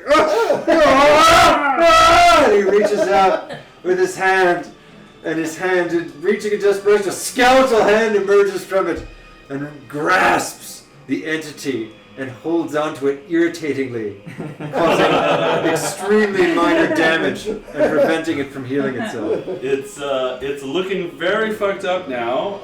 And then Hans is gonna move away. Yeah. Why? Why not? No, You do whatever you want, man. Why not? No, you're okay. You do whatever you want. You That's do. fine. No meta, so they're not going to tell you why. No but meta. you're moving. And that's not even. It's just my own thing. That's alright. Yeah, you're good. All right. I know we love you. You're like, We hey, we love you. hey, Jasper, I'm here.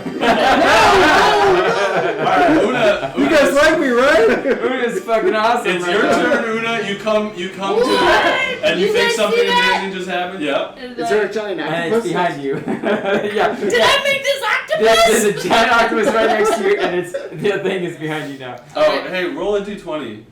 Me? Mm-hmm. Okay. You're still raging, right? Yeah. 7. Okay. All right. Continue. What Una wants to do is try to run up the octopus's tentacle at the thing in the sky and try to stab it with the dagger. She wants to be like, give me an arm! And go like, You could lift her up. Okay. Roll an athletics check. Alright, let's see. Yes! That's gonna be a 22. So you, my using God. your thick arms, you just grapple and climb these octopus tentacles like a giant's beanstalk, Yes. getting higher and higher. Yeah. Now you're 10 feet away from She's it. like, in the air. launch me! She wants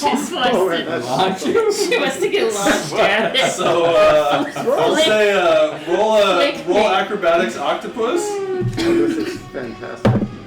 Nope. That's a 5. Okay, roll another athletics to see if you can jump off the Like, octopus. how high can Fails to throw you. I? Come on! Oh, that's a 21! Oh, is it a nat 21? Or No, I mean, 21? it's a 16 plus Okay, 5. so the octopus tries to obey you, but its arm slips. But you successfully jump off the octopus, and you're flying towards the creature with your scimitar in your hand. No, I'm going with the fang, yeah. Yeah, and you're With gonna dagger. have with a fang. Yeah. And you're gonna have disadvantage to hit because of all of the stuff that's happening. Because of the pure chaos. Yep. You have a D6 that you can Oh, right, add. right. So, whatever my the lower roll disadvantage, that's going to be 7 plus 5. And then I can do this. Okay? 15? Is it 15 hit? No. Ah! Now what happens to Describe everything that's happening. Well, it was super awesome up to this moment. Like, climbed the whole thing, got on the tip, launched off like, and then just missed it, like, whoosh, just goes past. And it's like, yeah! Is that in the water? No, on the boat. Oh, It's over the boat. At least I'm gonna land on the boat, I think. Alas. She'd land down here. Pata! Oh no. Alas. Damn it! Yeah, roll 2d6. Oh. What's the bludgeoning damage roll for? It's every 10 feet to D6. Yeah. Okay. 6. Okay, you take 6 bludgeoning damage. You're raging, so divided by 2 is 3. Well attempted. Daphne, you're up. You know, I think from an RP perspective, it might not surprise anyone to know that there's some pretty terrible shit that could probably be whispered right now to her to make her upset. So I don't think she takes an action. I think it's too much. But the spiritual weapon, I would like to go as the crow flies, 20 feet.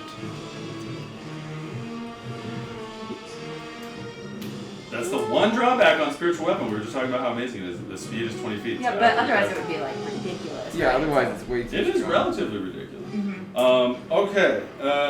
It is the turn of the creature. Let's see. It's let's see. It's gonna spit at Lord Hans again. We'll roll the big one here. Lord Hans with a spit. That is 20 to hit, Lord Hans. Well, Lord Hans is not using his shield on that because it would do shit. So this blue stuff flies down onto you and stabs into your robes and stuff, and you take 13 piercing damage as it sizzles into your skin, stabbing, and the creature goes. Am I still hearing the whispers? Wait, it laughs? Yes. Oh, you needed to make a saving throw at the end of your turn. Or did I? Yeah. Roll And a. you too. Oh yeah. Wisdom save? Thank you. Nope, 6. natural 1, Yeah. which tracks. Well, JK? So it. So I'm still hearing. I'm hearing whispers Yeah. being like, "You suck, and then I get stabbed with the blue goo. Yeah. Yeah. It swoops down to the deck and stands next to you, Lord Hans, and then it opens up its mouth, and for the first time you see long teeth that rear back as it tries to bite you. It's trying to eat you, Lord Hans. Shit. And that is a 16 to hit. And that is going to be a shield for me, causing it to not hit me.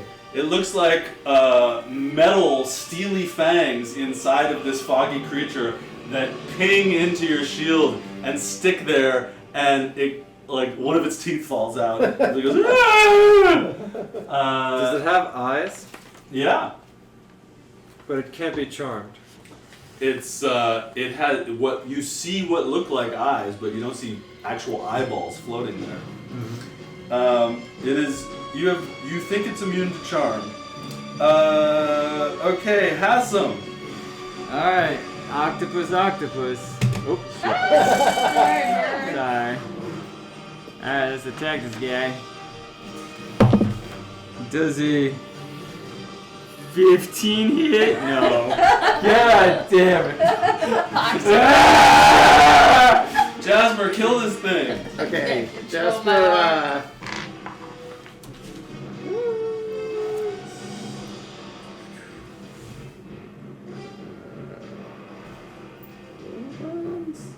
He's gonna cast Shatter again. Okay. Oh wait, the thing is right by Lord Hans. You can do it behind it. So Yeah. that's- Okay. that's So it's fine. gonna in a very nuanced way, cast Shatter over here. So it just. The circle touches it and Yes. the water. Okay. So would I have to make a con save? Con save. That is a fail. Okay, 10. Another locust. Just you see force waves emanate from it and go right through them and go right up next to where Lord Hans is, but stops, and he takes 10 damage. Describe its death. It just flies apart. Wait, actually, as it goes through, it just shudders for a second and then just flies apart in all sorts of directions, disappearing into the ether. And then Jasper goes and picks up that tooth. You get a tooth. You can't handle the tooth. Oh, this was the so-called dragon, my friends.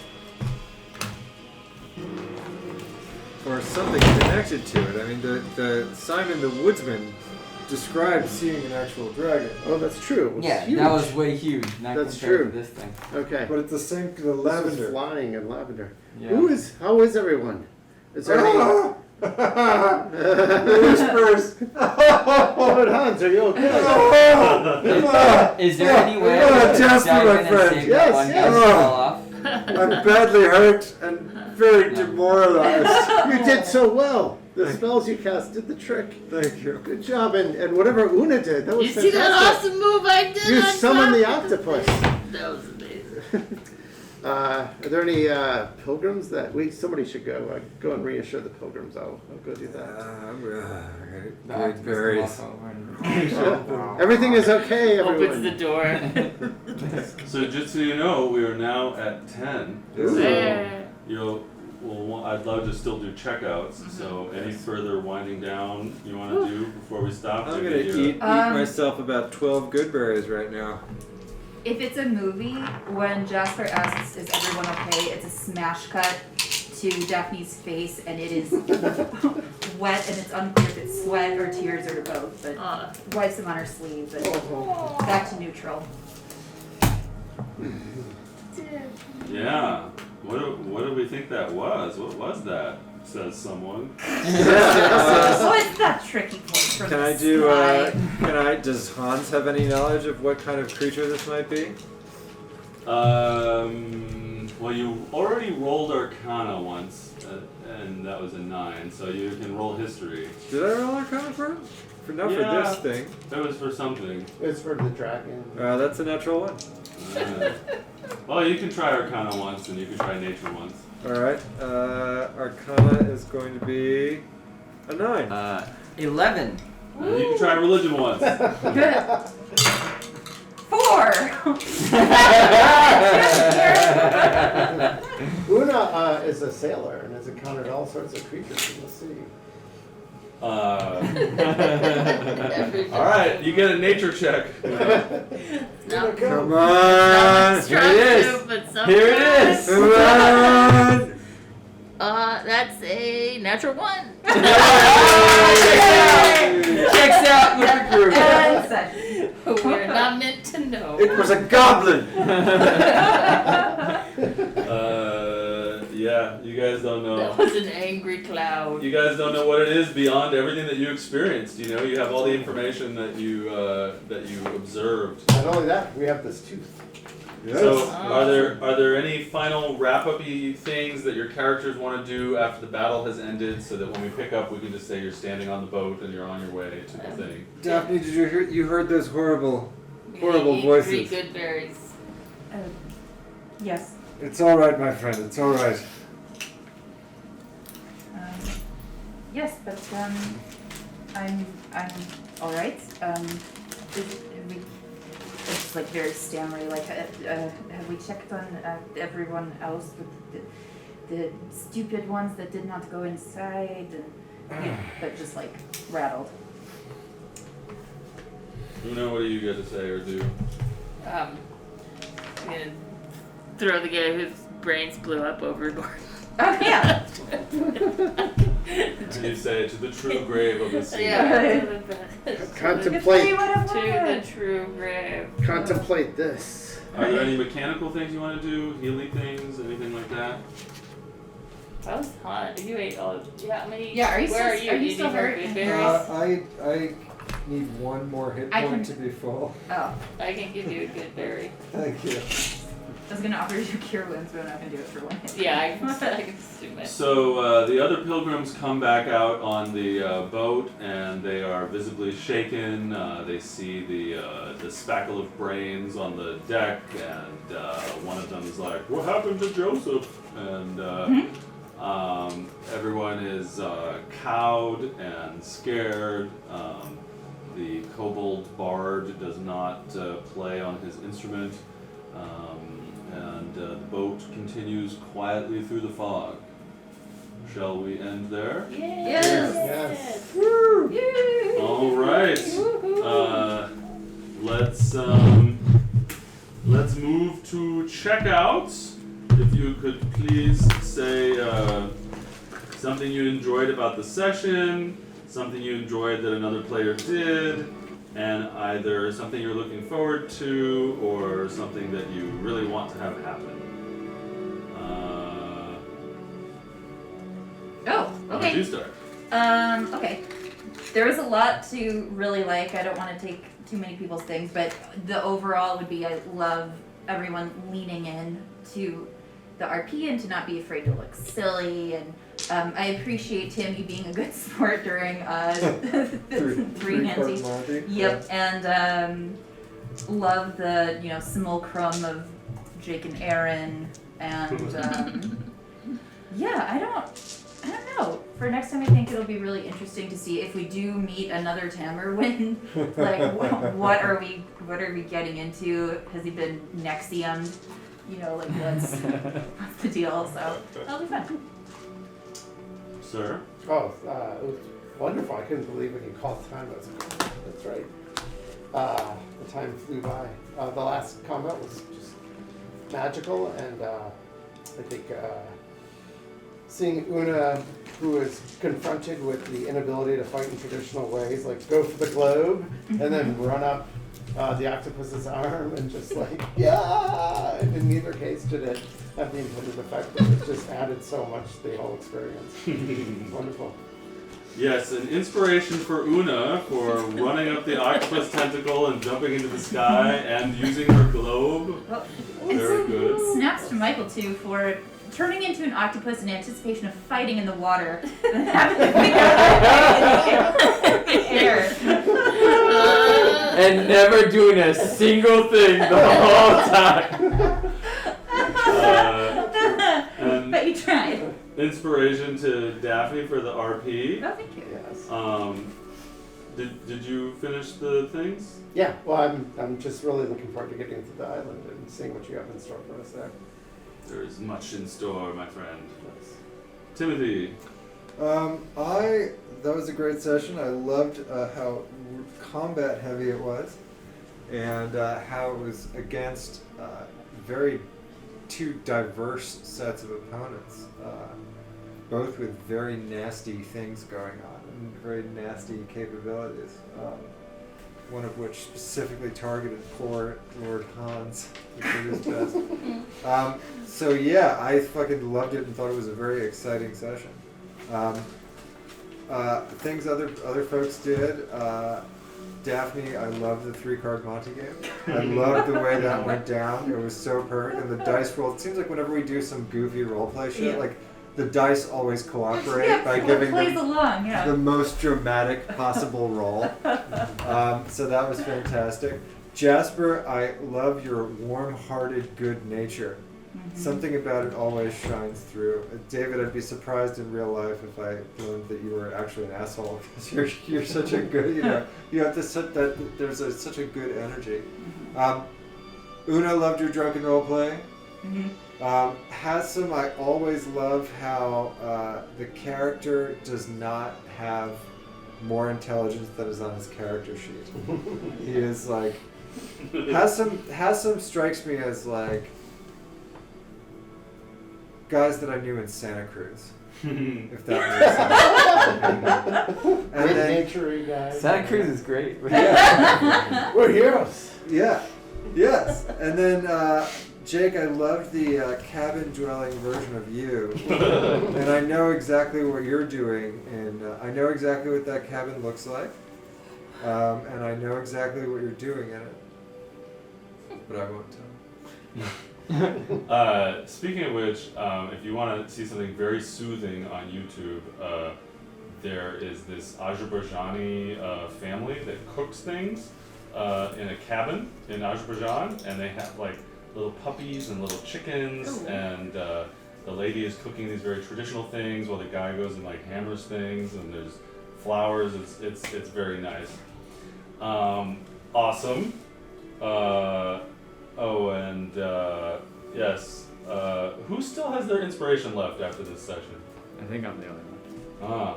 So I think I said I'm only giving out 3 each time, and I gave out 1 to each of you. So I have 1 left to give. Who is in between? You two. I'm gonna do please. even for you and odds for him. It's evens. You have the inspiration. Well deserved. For the Well kill. deserved. my friend. Lord Hans, did you do both of the things? What things? What are you looking for? Did you Timothy do both of the checkout things? I also really liked, Tim, your moment of thanking the party. Like, it's seeing growth, and it's very nice, but not too much growth. Moment of what? Oh, like when he thanked the party for coming with him, and to be like, could be just for me, blah, blah, blah, blah. And I think that it's nice that he's having an arc, but it's not going too fast, you know? It's a journey. Hans can't get to the end of Act 2 too fast. Right. I know it's coming, Yep. but not yet. Not yet. Okay, Julie, your turn. Well, so many things. I love just like how the dice had other plans. Like even when I was gonna go to the docks, I had this whole like high-minded idea, but it was just the rolling was so shitty. I was just hammered and ridiculous. But I really love.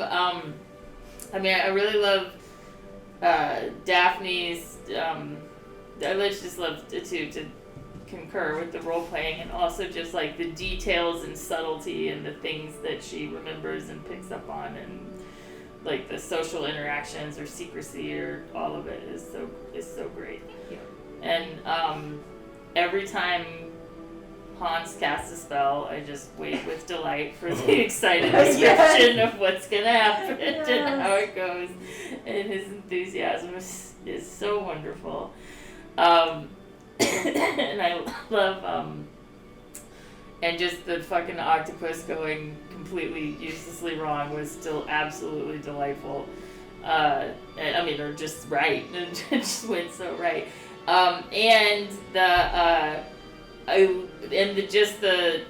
For Jake, like just the role play of all of the things, the weird little fucking laughing goblins, and the breath and the full commitment to the NPC and villains and such. I like it a lot. It was delightful. and I loved having so many minis for the people on the boat. Like just that kind of like detail and support of the action is so freaking cool. Even if they all look like St. Pauli's girls. Even if they all look like St. Pauli's girls.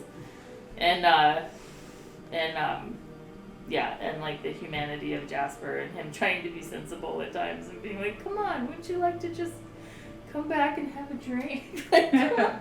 It's so great. And I'm looking forward to, like everyone else getting to the tower, seeing what secrets it holds and what has taken hold of Hans's cousin. What's going on there? It's fun. Turns out he's become a were-dragon. Yeah, right. Yeah. He's a rat He's man. the dragon. He is the dragon. Michael. Yeah, I feel like everybody said everything, but I really do like the Darwin Awards of people at the end. Yes. I like for Hassan that nothing worked out this time around. Like not a single thing worked out against the Laughing Goblins. He literally was just lying on the floor. And this time he became an octopus and it did nothing. And the cat searched the town, found nothing. Cat searched the entire town, found 0. So yeah, he's 0 for 3. That's why he sent 2 birds. Yeah, that's why he had to send 2 birds, and he didn't send the third, and the third's the one he needed to send. I love the stun effect of how you thought it was so awesome and then you just went with it, and then you're like, I made this fucking octopus, and I'm gonna run up this octopus and fucking jump at the thing, and then it's like, whoop, and then it just missed. That was pretty damn funny. I enjoyed you enjoying all of that. It's so great. And then I really liked how you role played all the stuff that was happening to you, and then you're like, and then it climbs up and it's an irritation. Because it did some damage. That was pretty funny. Yeah, and you're always so wholesome, and it shines through. I don't know if we think that you're a lawyer, but you are spouting all the lawyer stuff during the thing, so. Oh, it's grown up with lawyers. He's a silver tongue. He's Yeah. got a Yeah, silver yeah. tongue. He's a college of eloquence. What is more lawyery than that? And Laura's moment that I don't know if any of us actually saw, but some of us might have saw the aftermath of, and I think it was really cool. And you got to use your bird, which is always cool. My bird. And I feel like you healed more this time than ever. With I'd lesser restored. I don't think I actually healed that oh, yet. I thought you healed somebody too. No. Well, she snapped me out of my drunkenness. preserved Dias's corpse. Oh yes, I did. Yeah, the gradual repose. That's you right. did so Yeah. you were like doing a lot of the like Caretaking. Yeah. which a lot of times we don't see. in your character. I like her thaumaturgy too, where she's like, get it. Yeah, you're protecting people. You're arcing. Your character's arcing already too. Yeah, those people would have got wrecked if they didn't On go the inside. deck. That's true. They would have got caught up in those cones and Blue brains everywhere. all their heads popping. Yeah, what a fun session. I really liked the drunken vignette. I think we all have some memory of following a drunken friend and trying to talk to them. And I like how the dice rolls dictated that. And I really liked that Julie tried fancy things in the battle rather than just me stab. Like, I'm going to run up the octopus and jump off of it. I felt really bad that the creature had an AC of 17, and I couldn't be like, you do hit it. I wanted to fudge that you hit it for the rule of cool, but alas, I could not. At the end of the day, I'm a lawful good paladin, Yeah. Can't fudge.